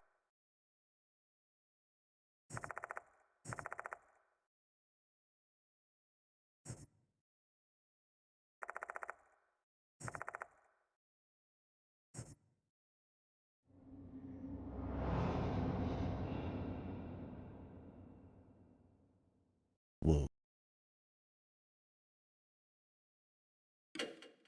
He's got a comfy mansion, although the killer psycho murder doll that lived here probably would make it hard to enjoy again, but I guess he's cool with it.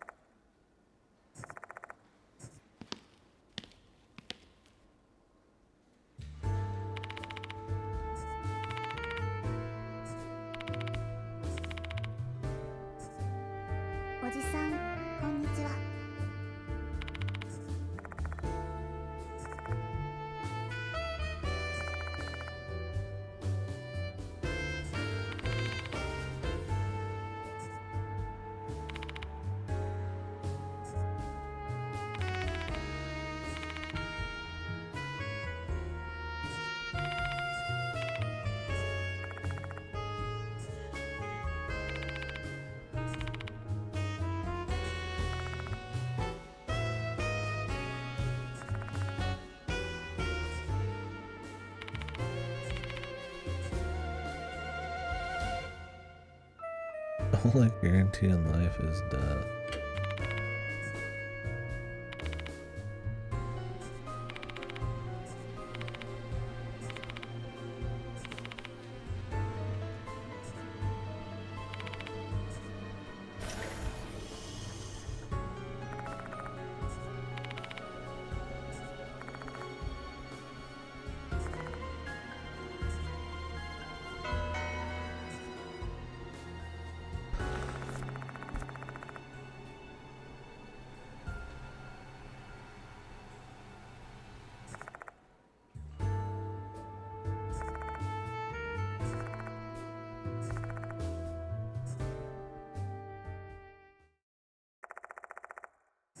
Surprised these people want to help them when it's so goddamn dangerous.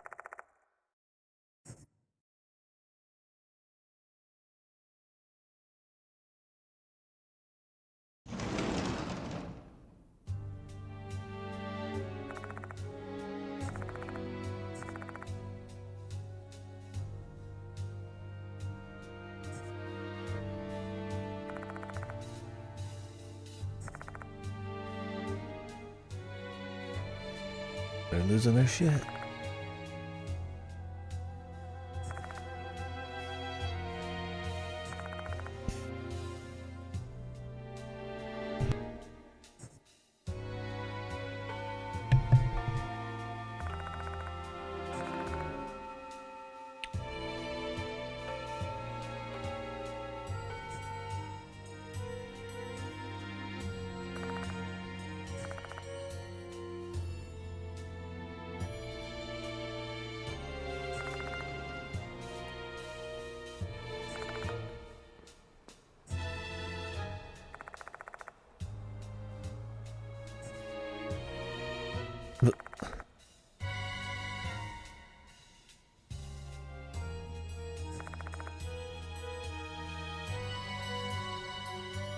God, I wish there was a VM that was just a thing, dude. Something really smart, intense, paced well, you know, like a cool setting, cool mysteries, killings and shit. This is like kind of going for it a bit, but not quite on the same level, dude.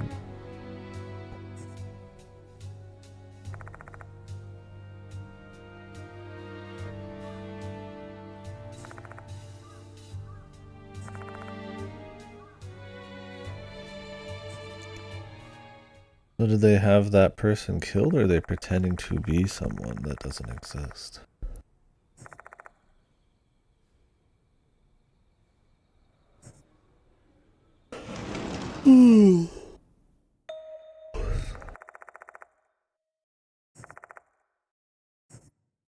どうも。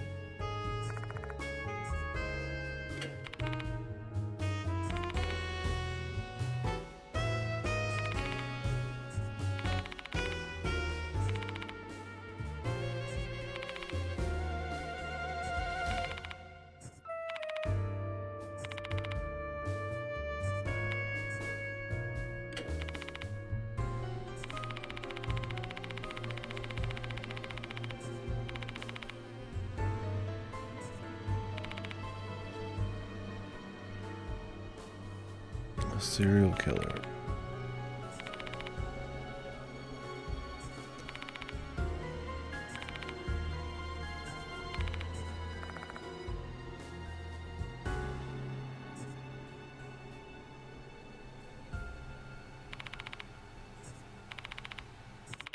I barely remember who this is. I don't even know what chapter she was in.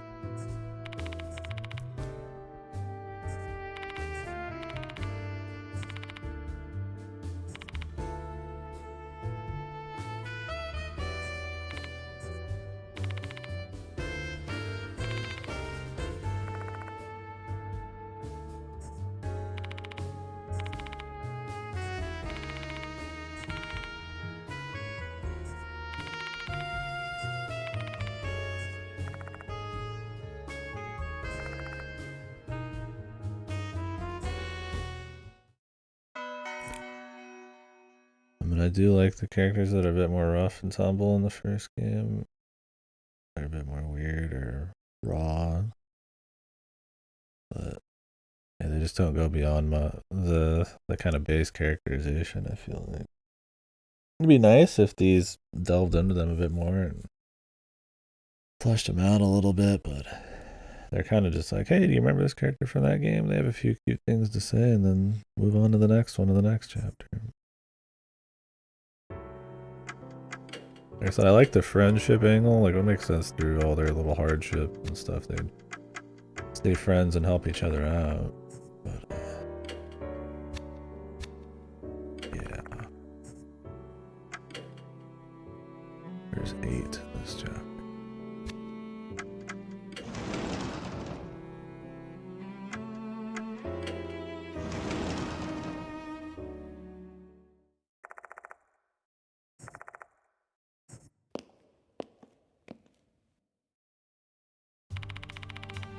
Now she has similar hair.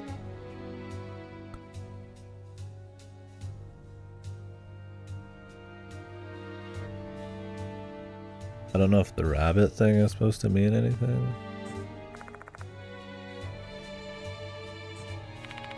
Maybe because she doesn't like him, we're supposed to assume she actually does somehow as the ghost.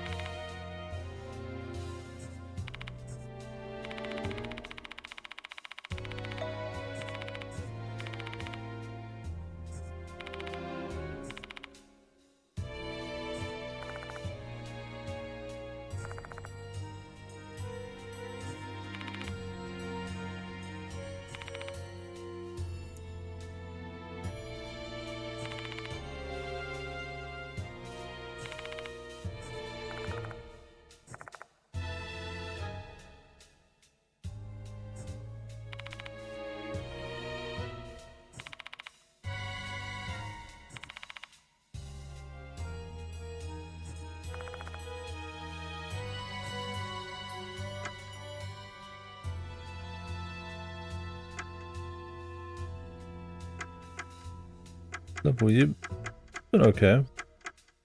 I mean, it's comfy, but it's definitely not pushing any,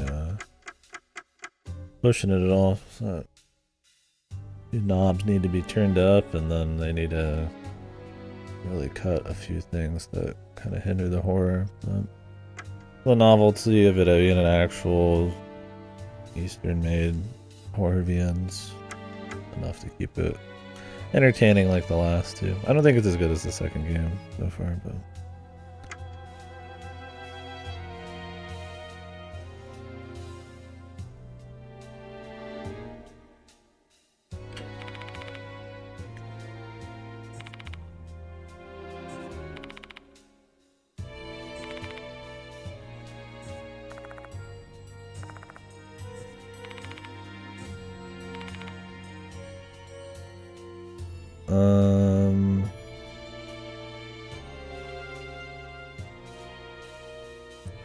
It's more straight up horror, but you have to investigate the ghosts and their circumstances and find out who they're targeting and then how to defeat them.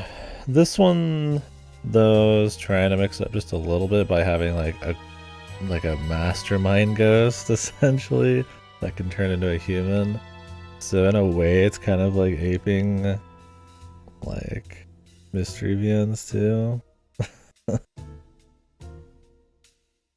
Well, the idea is more that there's this ghost called the Departed that can pretend to be a human and is also kind of activating these other ghosts that are kind of the focus of each episode into killing shit and doing stuff. So it's you kind of investigating them in hopes to figure out more about this super ghost called the Departed that is obsessed with our guy that we see occasionally, and then who they are as a human to try to stop them and stuff.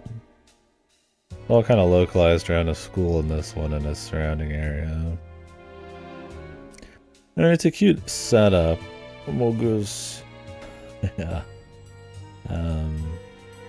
But at times you can kind of see the house of the haunted mansion kind of formula they're kind of going for here and there. And some of the repetition of how you get like your info and then how the scene, how the rest of the chapter plays out. I think it's got immersion problems on that front, despite still having in some ways good atmosphere. There's times you'll get caught up in the atmosphere, like some of the music and the soundscapes can be good, and then the art's great, except kind of on the bosses, but the animation work's not super awesome. There's like a little bit of gameplay. I don't mind the adventure parts, but I think the RNG, stat, boss stuff should just be like raw choices and bad ends, but I don't know. Also fan service sometimes. It's odd. It's one of those games where it kind of tries to dip its foot into a lot of different pools, and then it kind of hurts its strength, and its main focus, which is the horror. It's just like the last two. I think NG was a bit more, which is the second game, a bit more focused, which was to its benefit. And for them having one location in this game, the school and its surrounding areas, I feel like you want to do that because you want to build up what the school's about and the setting and the characters. I don't think they've done enough with those things to kind of be worth not having the sheer variety of areas the last two games had. But I don't know. I mean, it's paced in a way where I'm not like bored. I'm interested. We're talking about it. You're just not like popping off when you're reading it. Like, wow, this is just crazy. It's really good. It's really fun.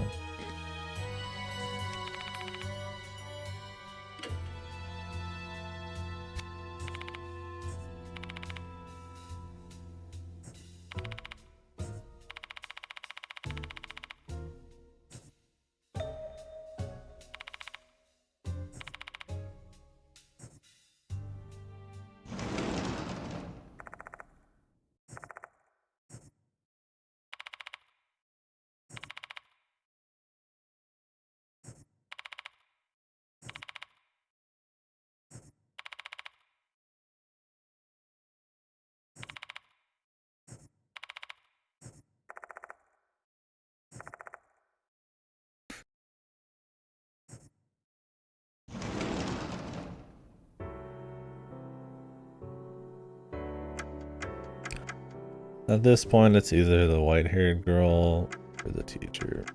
It's always just been those two. I mean, the other chick, I suppose it's possible. Could be a bit more out of the blue, but it's not a smart enough story where you expect them to have really well hinted at, oh yeah, oh I can see it all makes sense now kind of stuff. Yeah, Spirit Hunter 3 too. Death Mark 2, or known as Spirit Hunter 3.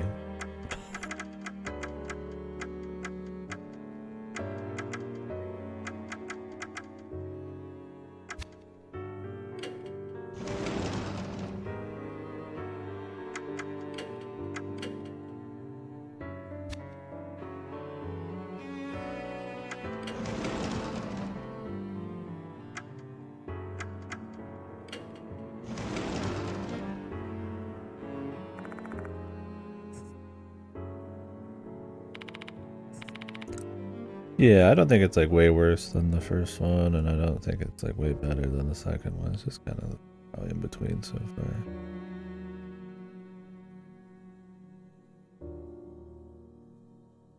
Closer to the first game than the second, though.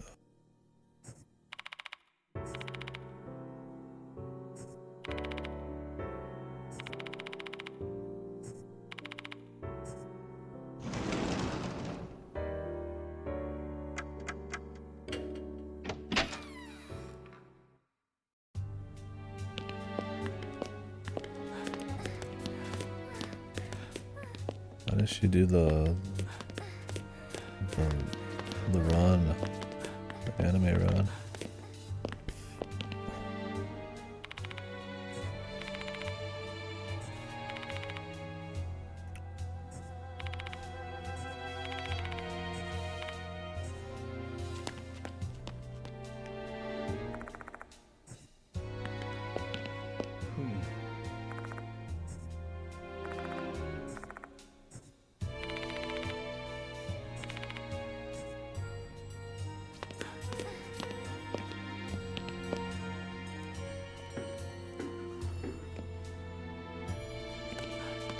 Supposed to be more of a crass researcher, not a fucking anime high schooler doing the anime high schooler run.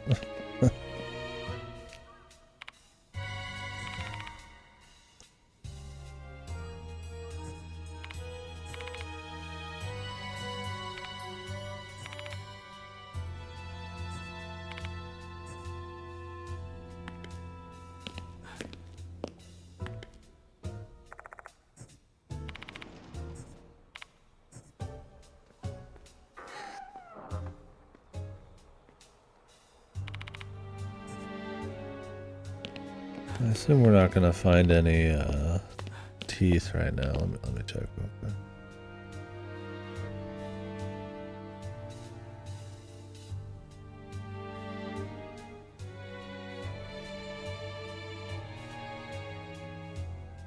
Yeah, it's way later. So for the teeth, they've only been a 9 and not generally in the new school.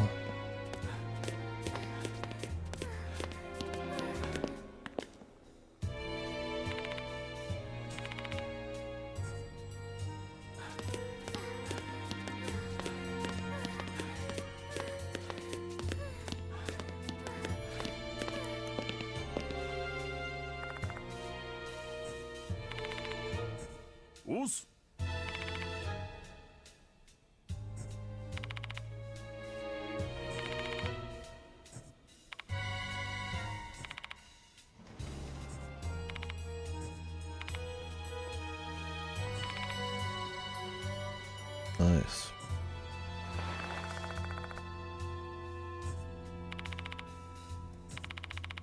You could say that the white hair girl wouldn't be it because she's trying to help you defeat the departed, but the departed wants you to succeed in fully saving every spirit so it can eat them. So it's not outside the possibilities range.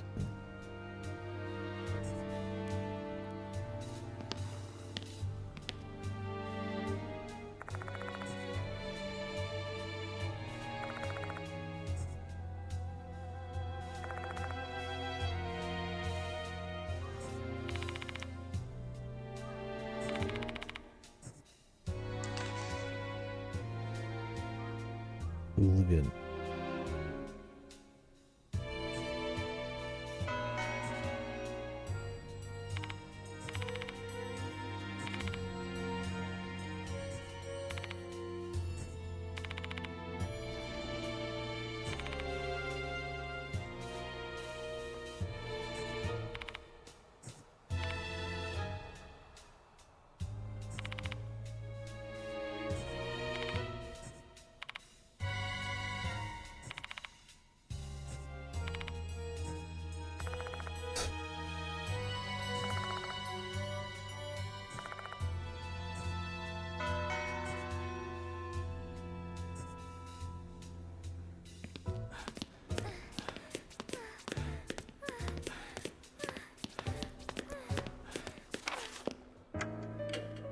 Sounds like she's 5.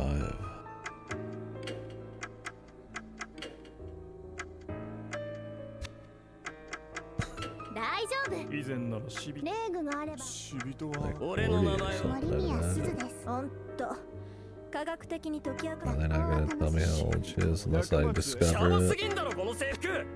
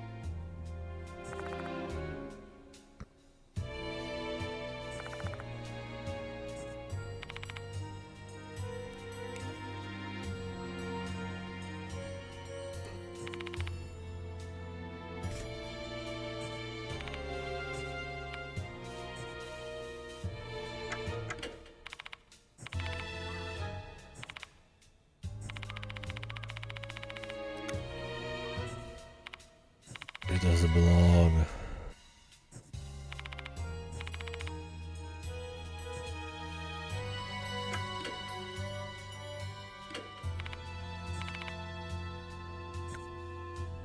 Mr. Cookery. Who dat?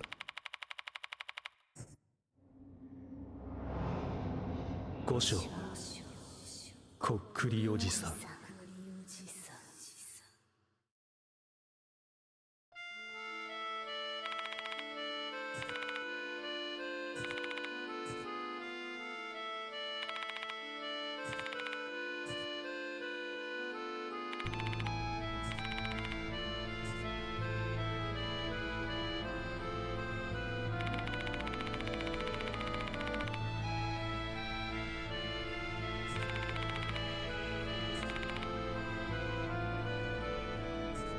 Drugs. Does this guy have like something up his ass? What the hell's going on over there, man? He's shitting blood?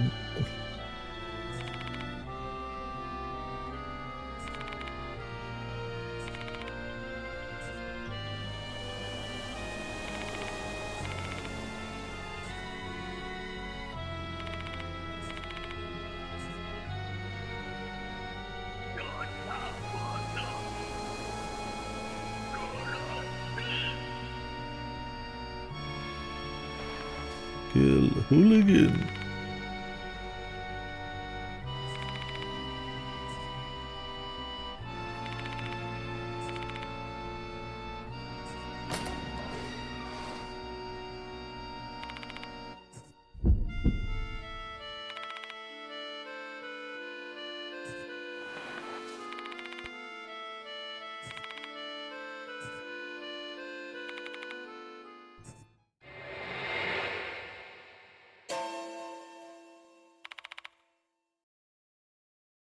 And got mushroom ear.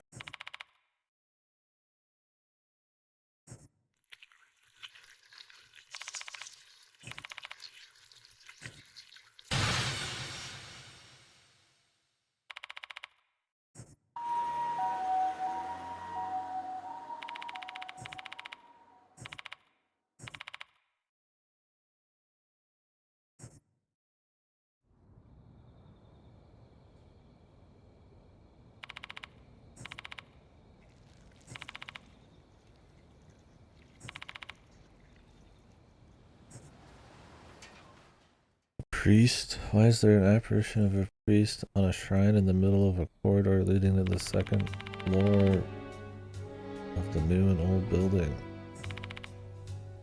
People stop putting haunted shrines in random ass places, dude.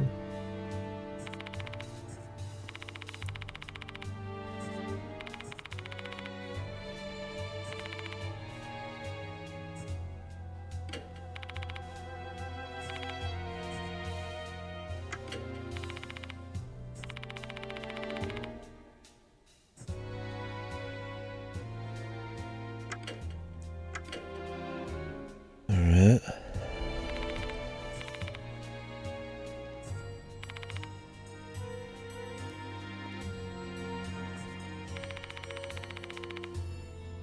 Oh fucking hell, on the ground, out in the wild, down near the outside of the school. Son of a bitch, man. What? They're gonna put it in the shitter next, man? Also, if it's an old shrine, why is it in a walkway connecting a new building and an old building? Somebody picked up an old ass shrine haunted by a ghost and slapped it right on the fucking second floor corridor. What's wrong with these motherfuckers, man?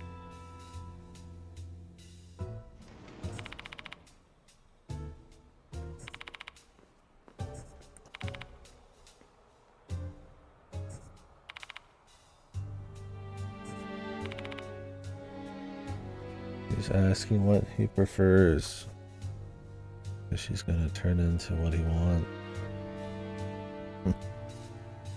Because the Departed says she's eating ghost to become big and strong, to be his wife or whatever, or his one. They keep fucking mentioning her being the Departed though, so it almost makes you think it's not her because they're lathering it on like too thick. But I don't know, that's the thing, like, this could be just goofy enough where they just tell you it's her, and then it just is her.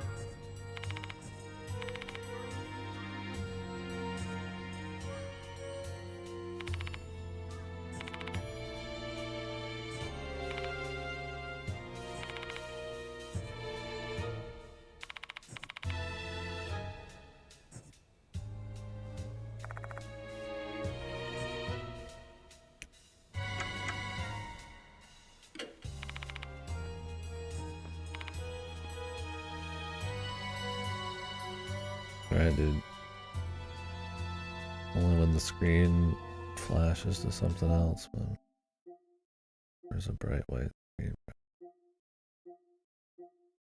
None of these, I guess. I am the Departed ghost.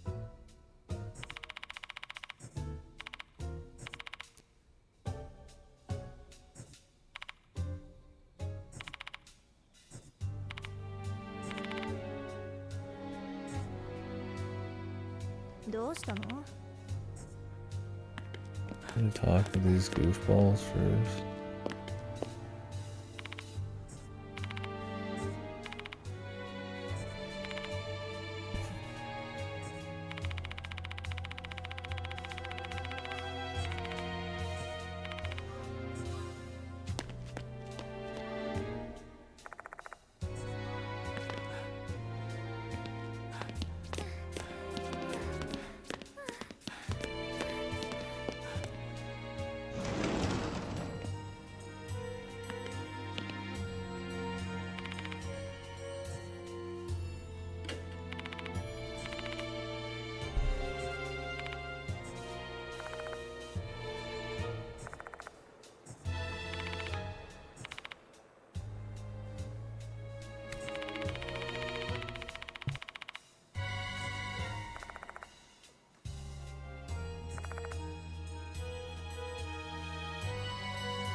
$13 settled. Yeah.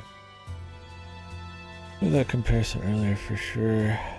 This has a little bit more adventure game stuff going on than 13 Sentinels. Where that was mostly just kind of walking and talking. Not to its, disservice. Maybe that was the best way to do it. But yeah, it's kind of similar. The Tokyo Twilight Syndrome. Light scrolling Vienna-ish thing. clock tower. I mean, it's this kind of thing in adventure games pretty common, but yeah, I feel like Aegis Rim's probably one of the more recent ones that look kind of similar.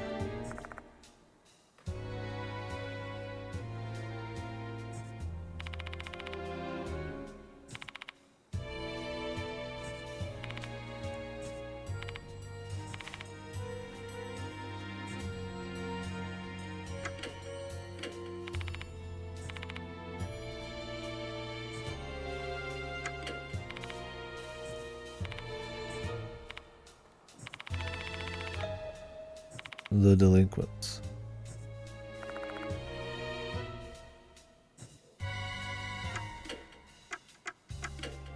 Not very useful, my guy.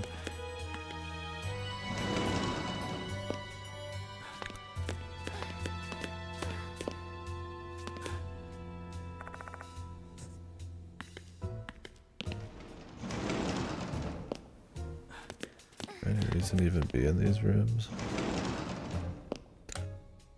Yeah, the first and the second game are entirely first person, but this one's got like a side scroll thing going on. First one's almost like a dungeon crawler-ish. Very lightly, just got that kind of movement. Kinda. This one's more side scrolling.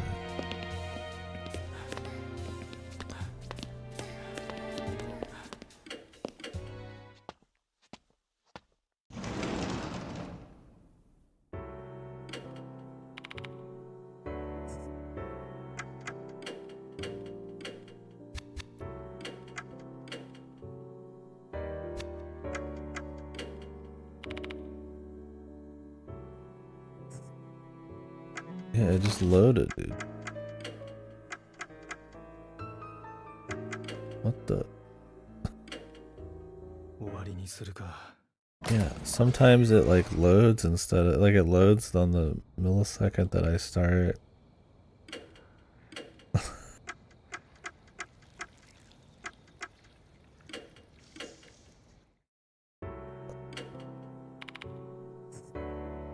What the fuck? This has to be a bug. 終わりにするか。 Sometimes an extra dialogue box will appear and it will load when I moused over instead of saving.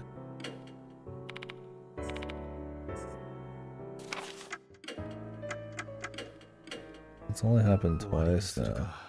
The thing is that save option, there is no load option, there's only save. The only load time is like here. So it's really fucking odd.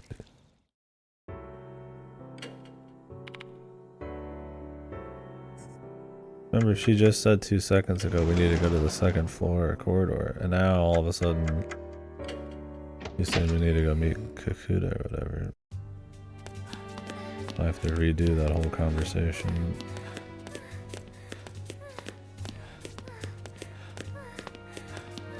Opposite of quality life, I don't know, tedium.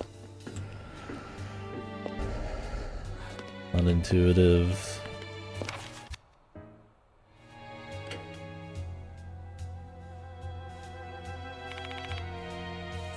Yeah, see, it's like it wants us to go up and talk to him now. There's literally no option to load in that save menu, but like it just loads all of a sudden anyways. I don't know how you get a bug like that in your game. All I do is press X, no different than any other time. Unless there's something I'm missing. I've never seen that before.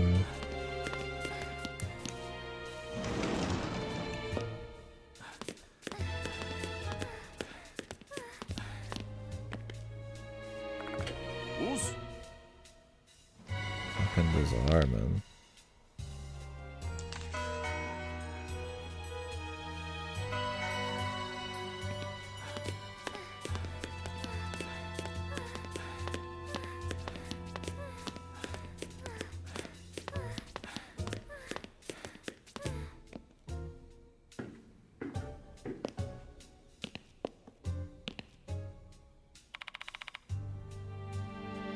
The silver case.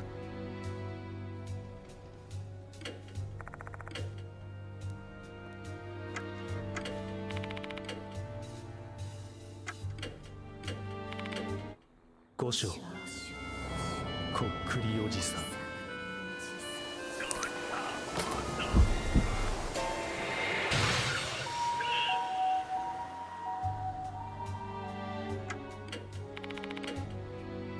You're not missing much, buddy. Not very good. I mean, it's definitely unique in style, I suppose, but not the kind of game that the style makes up for the rest of the dog shit.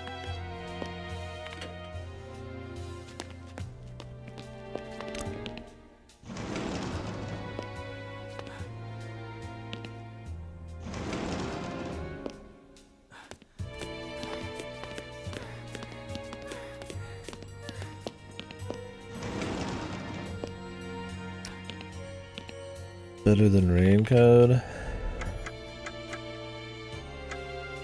Been too long since I read it to really say it with certainty.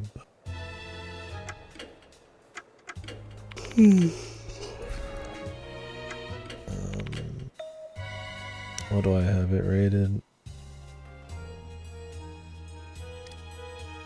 I think I put Raincode higher. But you could totally argue that it's better. They're just bullshit. Let's see.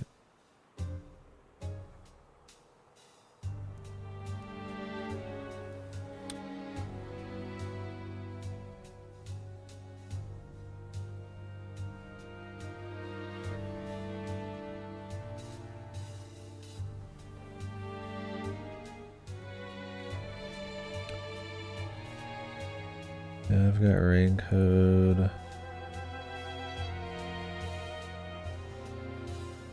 as a 3. Silver case is a 2.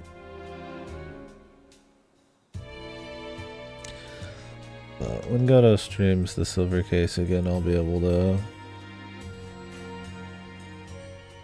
more accurately depict silver case. When I read it, originally it was the worst fiend I've ever read, but since then there's been quite a bit worse, so I'd be curious to get a touchdown on it again. Lower Raincode while you're at it, yeah.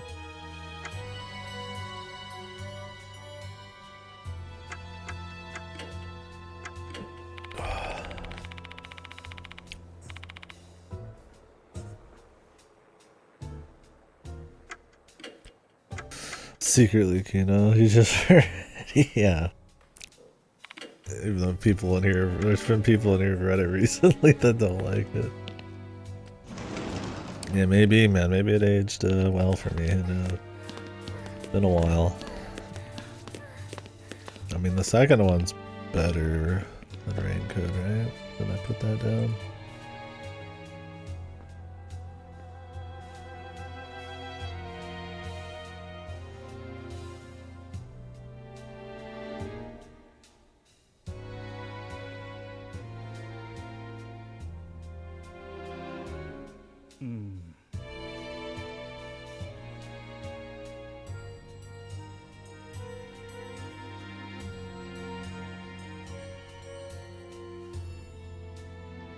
Where the fuck is the 25th ward on here? Oh yeah, I put the 25th ward literally right above Raincode. At least the 25th ward has some substance, or sometimes the style can trump the story despite it being shit, but it's still not good. Yeah, Raincode's not one of those I think I'd ever look back on fondly. There's some funny bad moments in it, but the silver case is something to talk about here and there. どうしたの？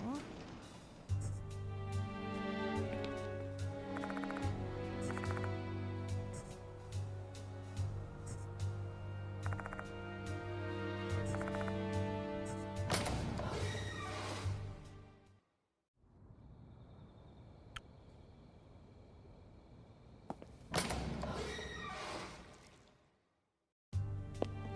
0 redeeming qualities. That's fair. There's not much, if there is. Pretty dry.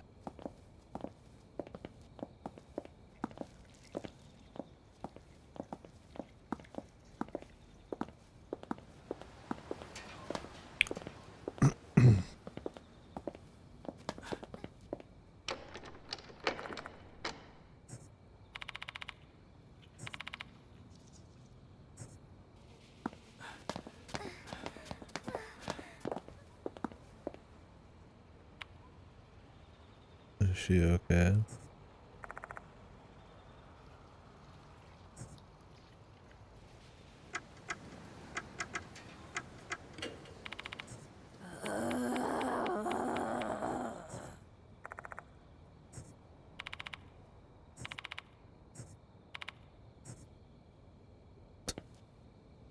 Okay.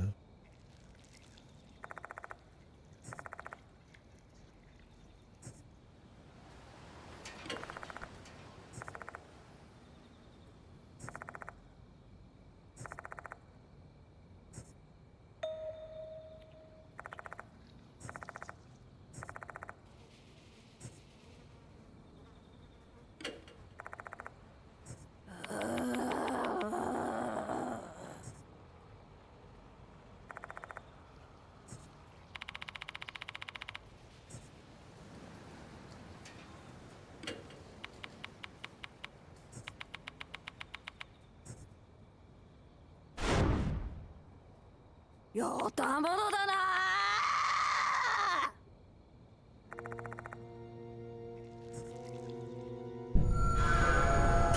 a hooligan. A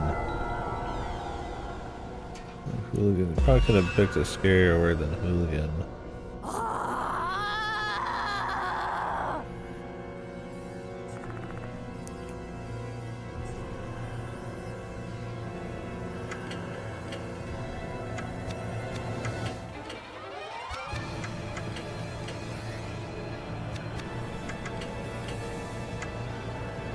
Yeah, real spooky.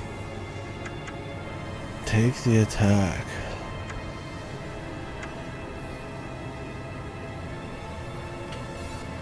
Yoshi.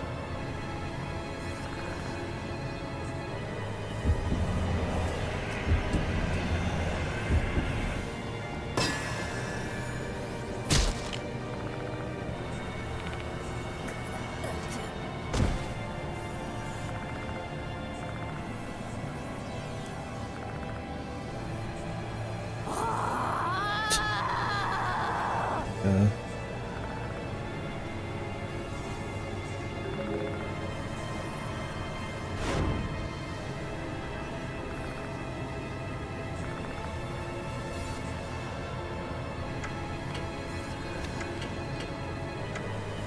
Guess we're just gonna attack.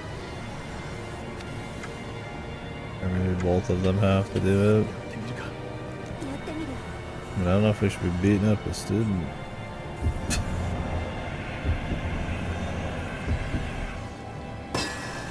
Nobody will see.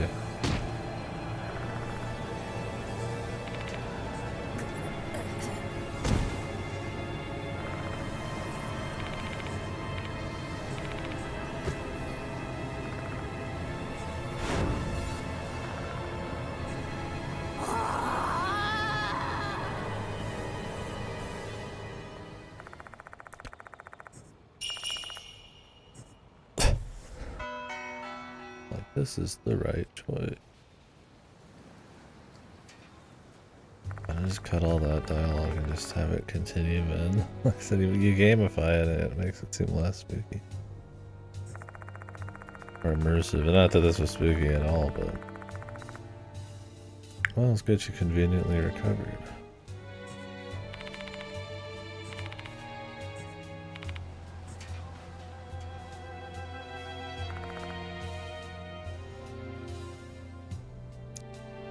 Yeah, I like how I just clocked her.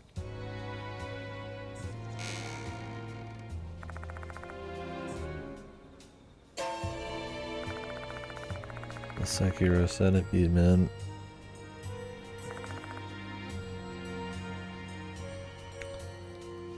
It's like the substance coming out of the cursed teeth.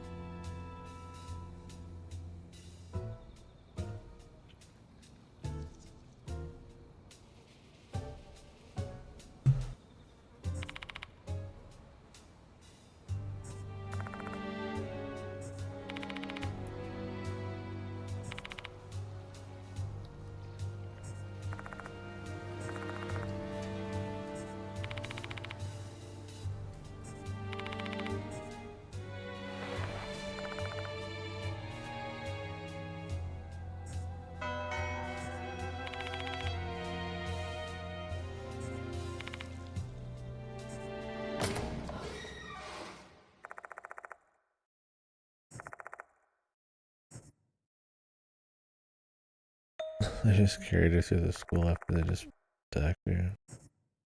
待ちくたびれたぞ。 This guy.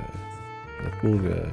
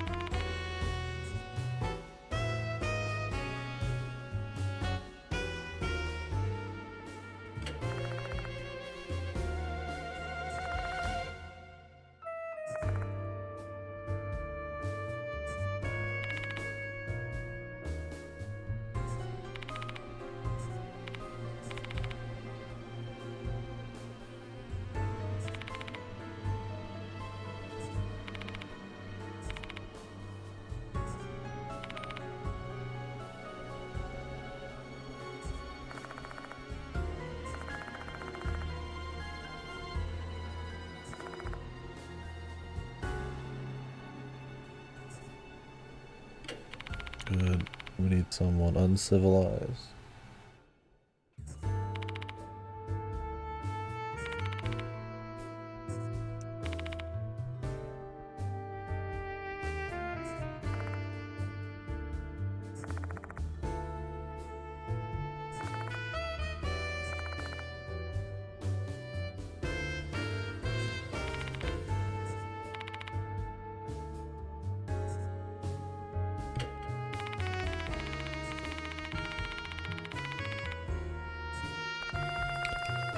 I wonder how their grades are.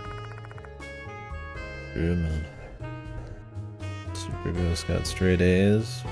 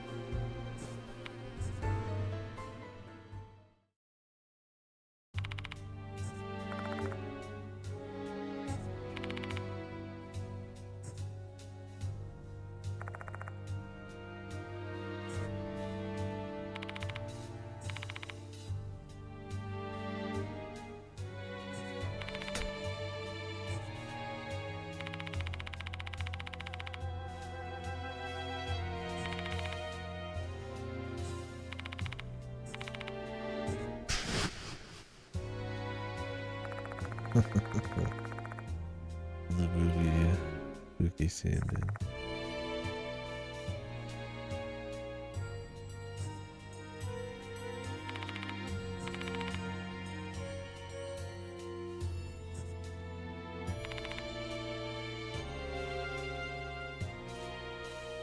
Insta-life. That's probably what they hope.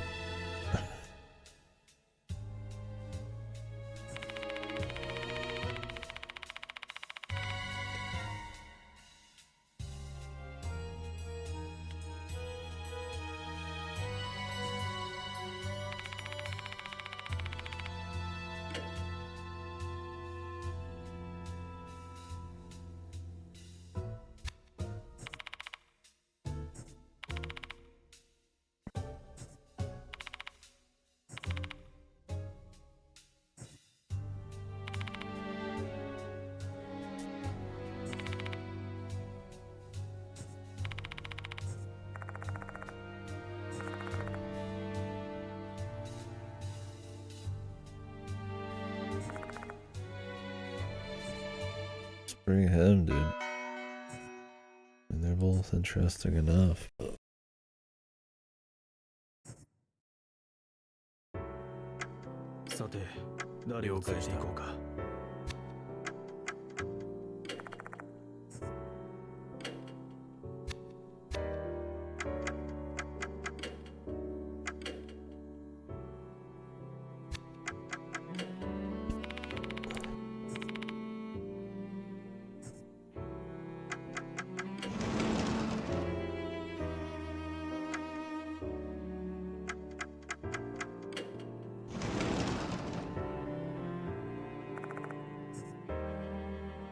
Like him to meet the teacher, man.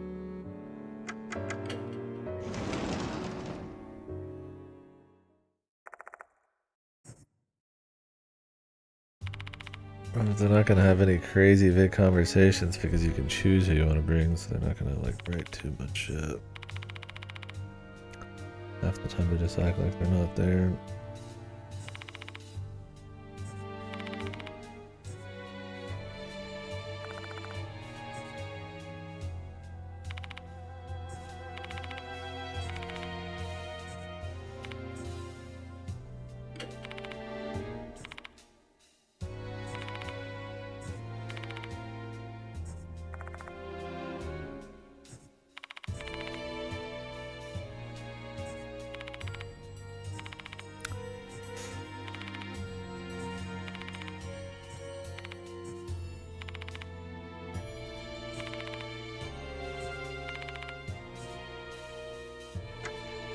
He's crushing on him.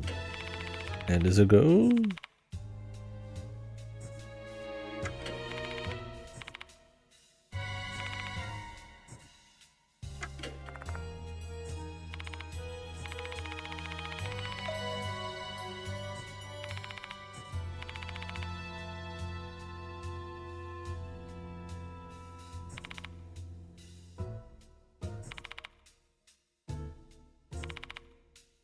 No friends.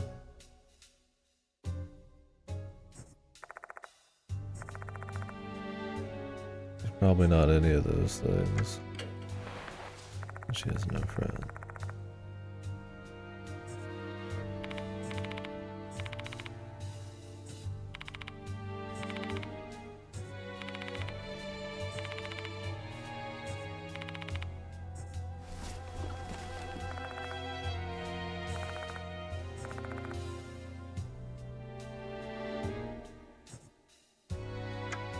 Look at this creepy shit.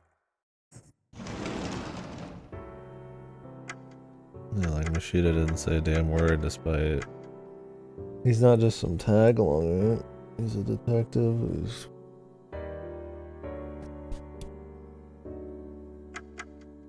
got enough fucking agency to say something during that whole deal, but he doesn't because you gotta pick who's with you.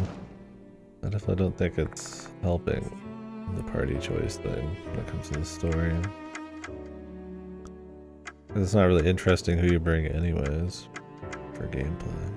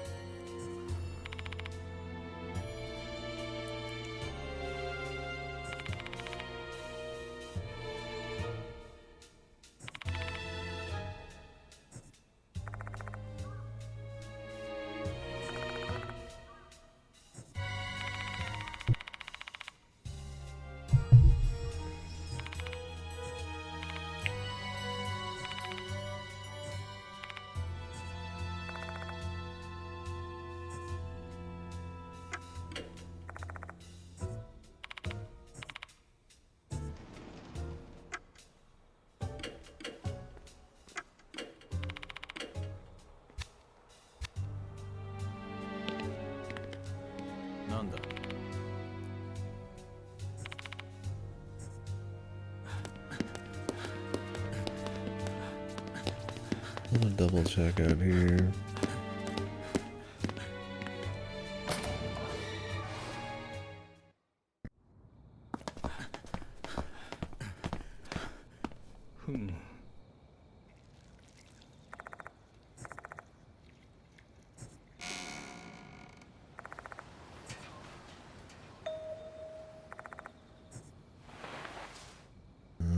Forest.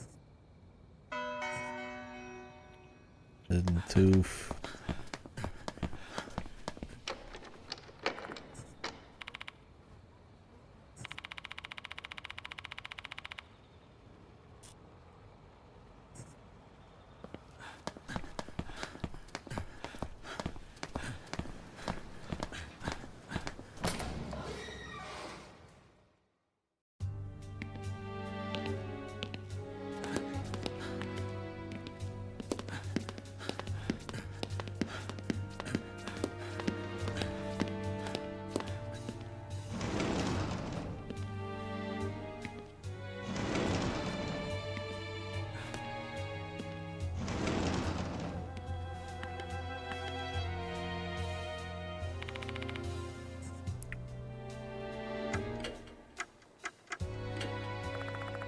You should know all about the delinquents, Mr. Discipline Committee.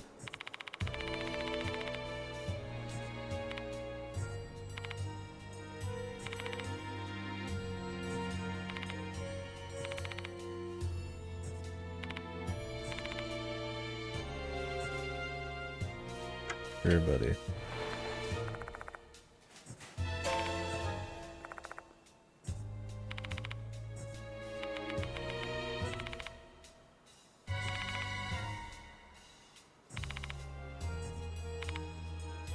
He knew they were mushrooms without having to be told.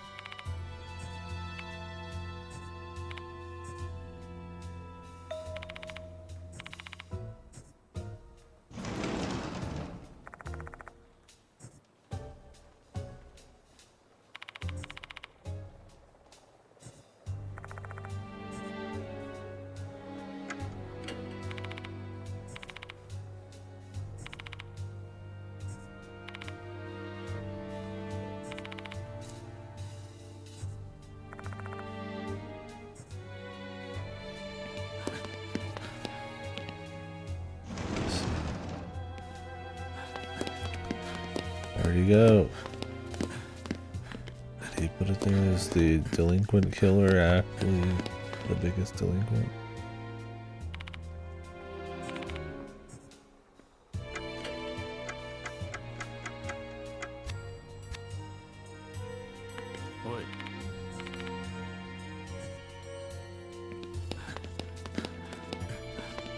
Maybe if we chat with her, she should have saw him. He's not a topic.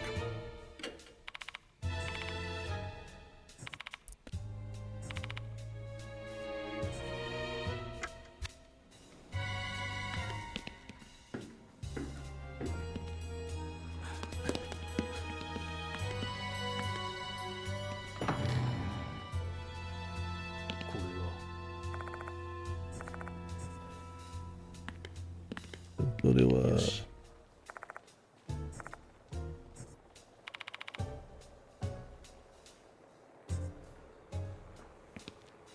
Bunch of dead insects.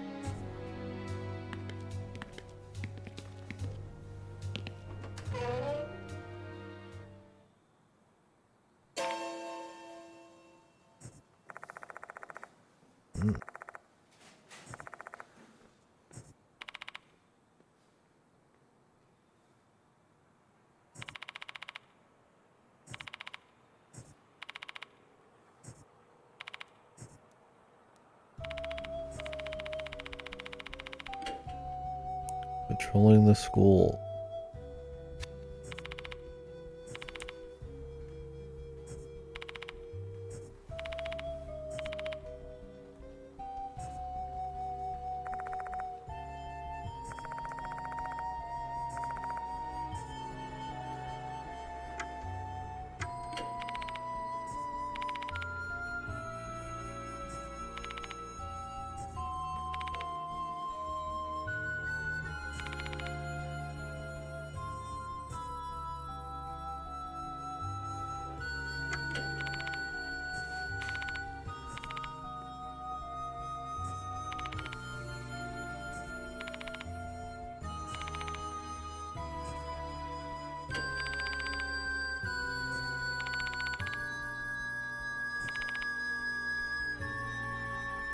Delinquent boy with brown hair. Waiting for the twist is that this guy is the target or some shit. The real hooligan.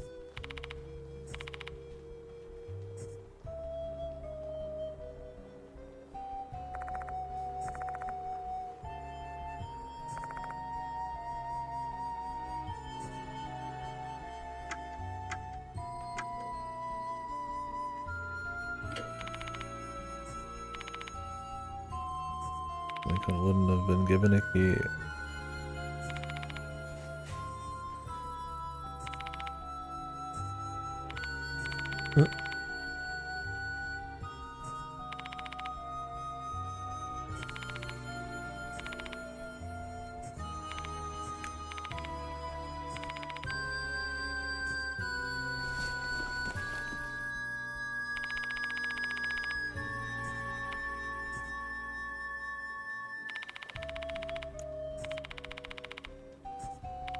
Told to do this.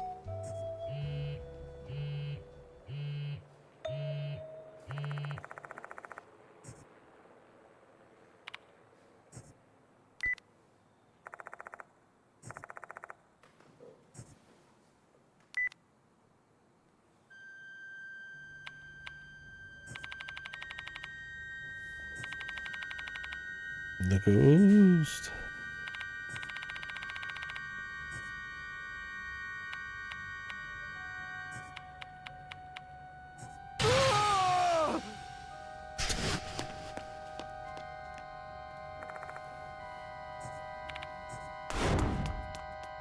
I'm not done in there, bro.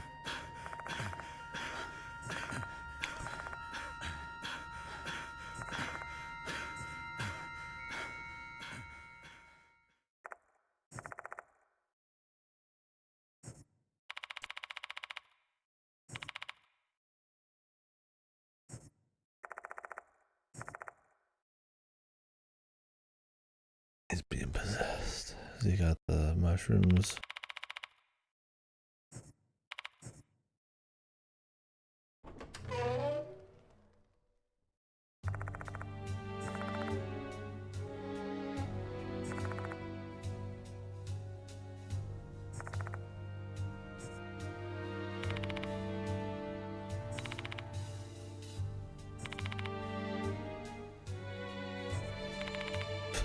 Hit the road, motherfucker.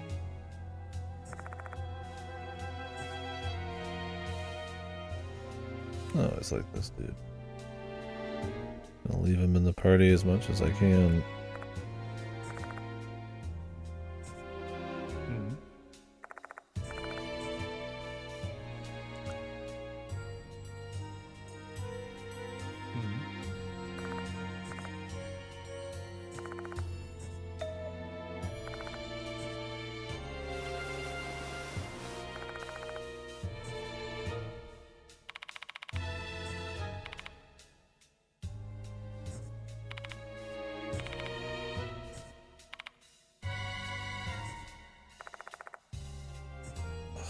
Party swapping thing, dude. おい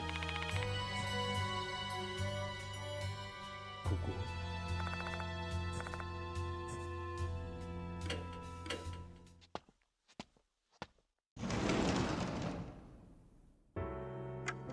そういえばやってみる。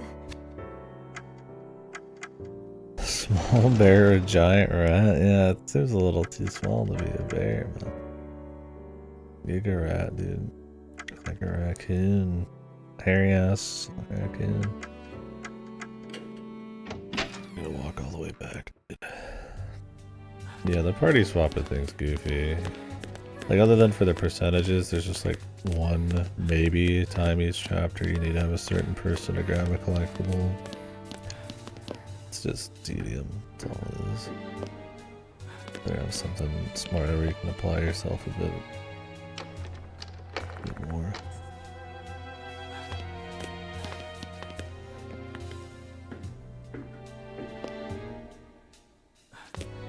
Or just a quick collectible. No bullshit.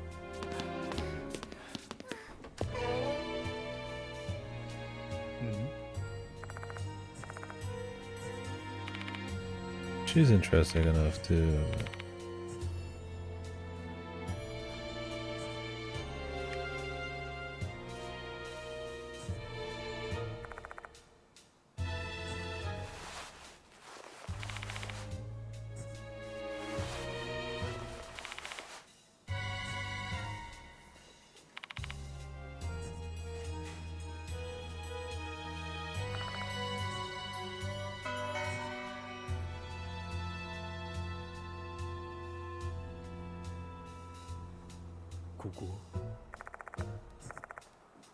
This is a fine stuffed bear. Yeah, it looks like a. Unless it's supposed to be like a cub or something.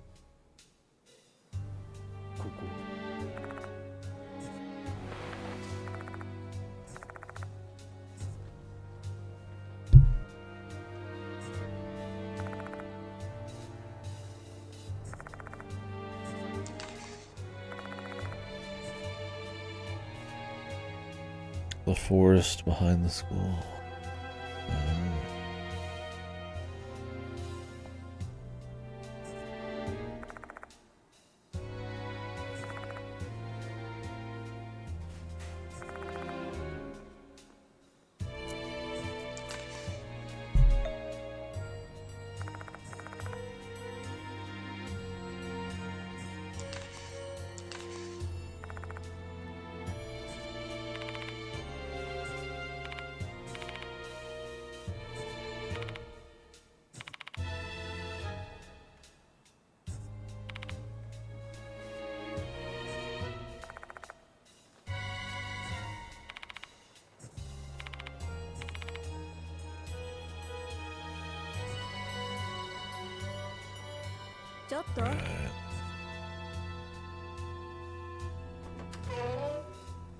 Let's go.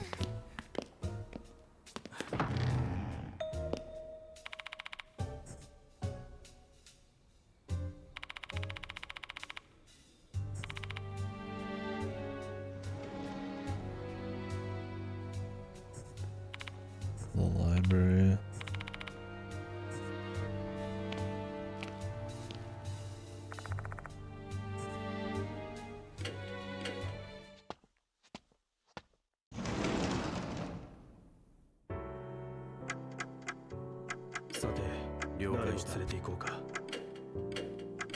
See if there's any collecties I missed.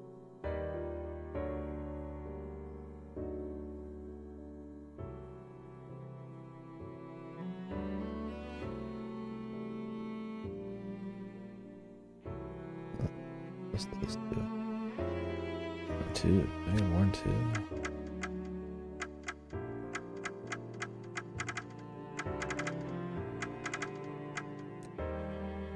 Either way, we're good.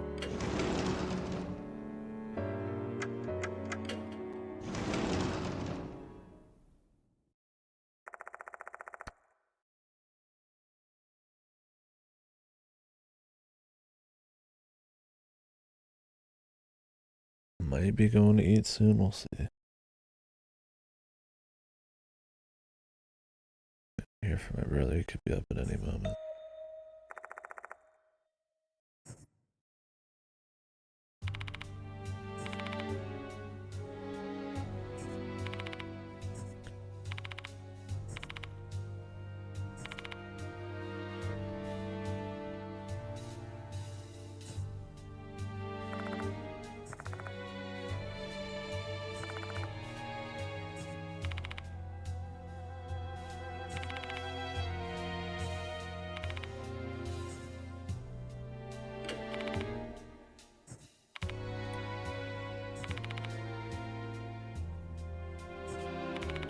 His mentor.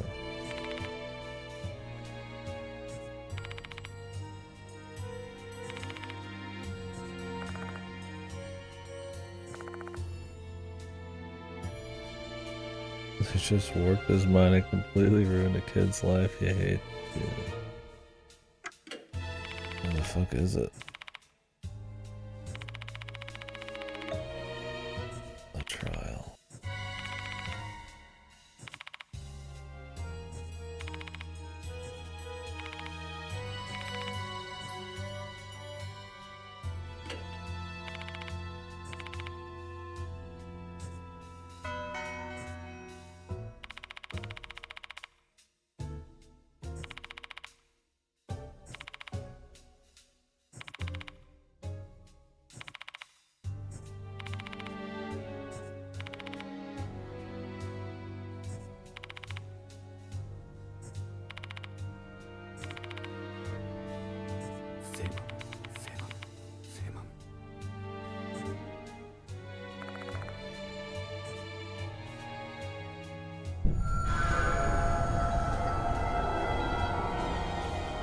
save on.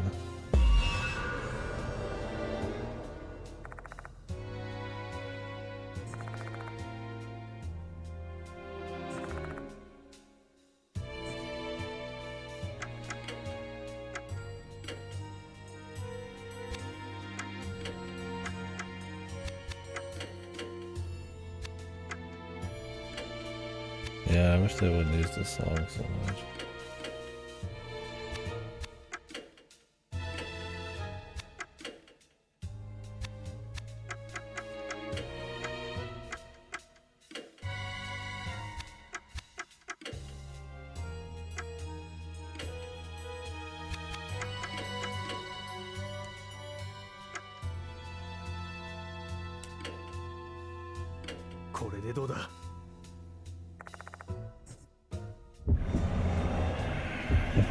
$4? Not even worth your time, let alone your money. I mean, if you're looking around at the bottom of your VN tier list, then by all means, get you a nice one.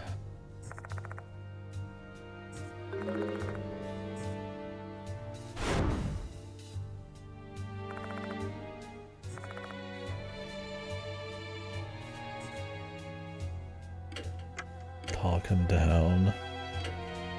よし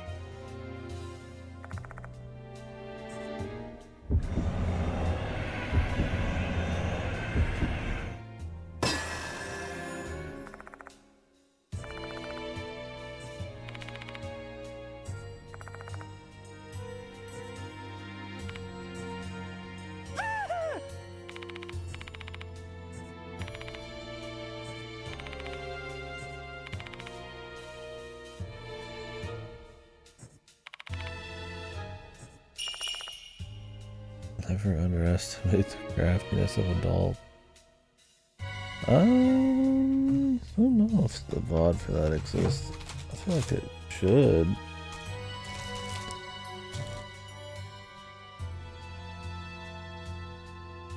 Unless it's one that's on my computer I haven't uploaded to,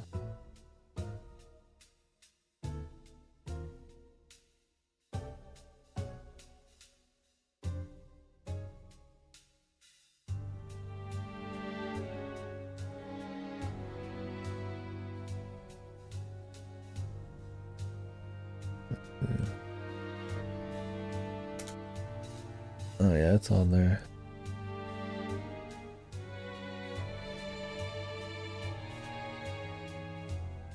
How many views does this have? More views, dude. Or probably me clicking the video for some reason. Yeah, and enjoy. 2x speed might not be quick enough. It's fucking glacially slow.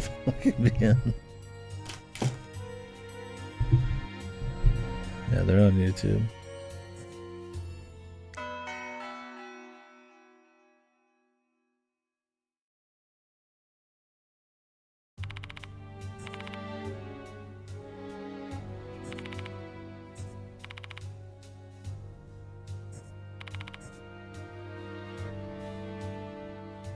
No, it's like 10 to 15 hours, I think.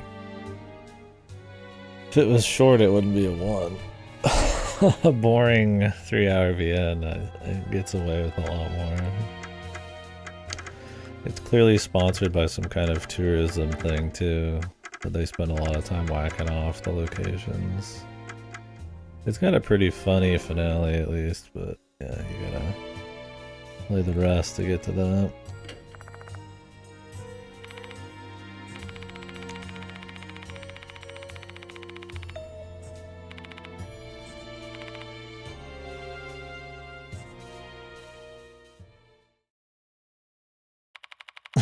I mean, I'm not saying it's impossible, I'm just saying you gotta spend more time with something that sucks.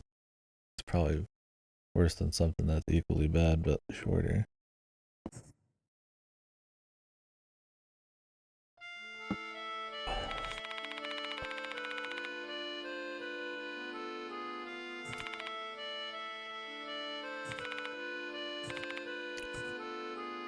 Forest chop. Good forest, I think, in both of the last two, I'm not sure. Yeah, they got the good art though, so it's fun.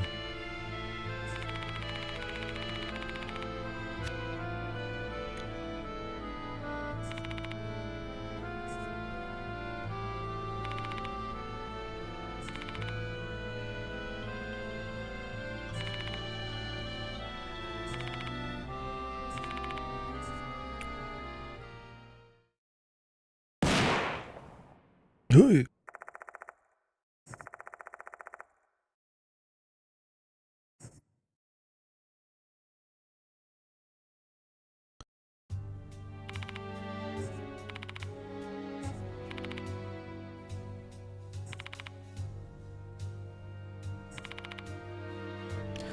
Not like my brother's awake, so I'll be stopping soon.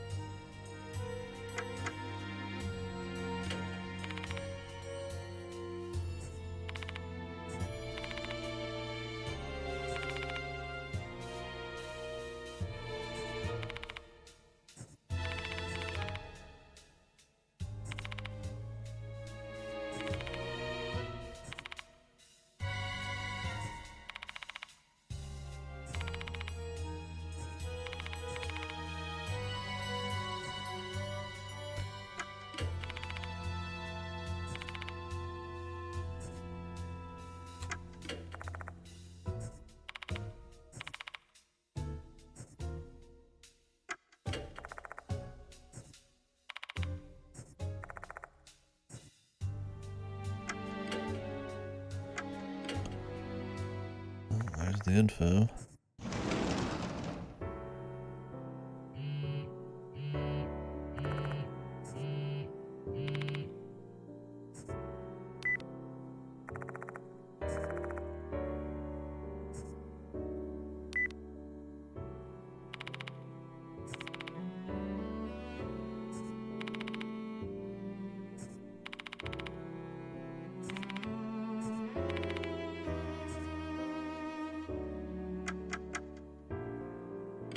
Let's get a save.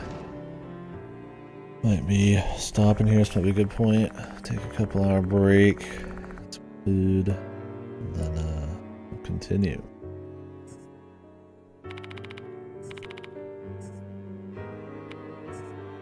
This is conversations otherwise. Okay. Alright. I will catch you guys in a bit. Thanks for watching. But we'll continue. Looks like we're over halfway through according to Sony here. Well, it's probably the devs who set that percentage. Kind of wish they wouldn't, but whatever. Doesn't matter. Anyways. Yep, thank you for watching. Chatting. See you in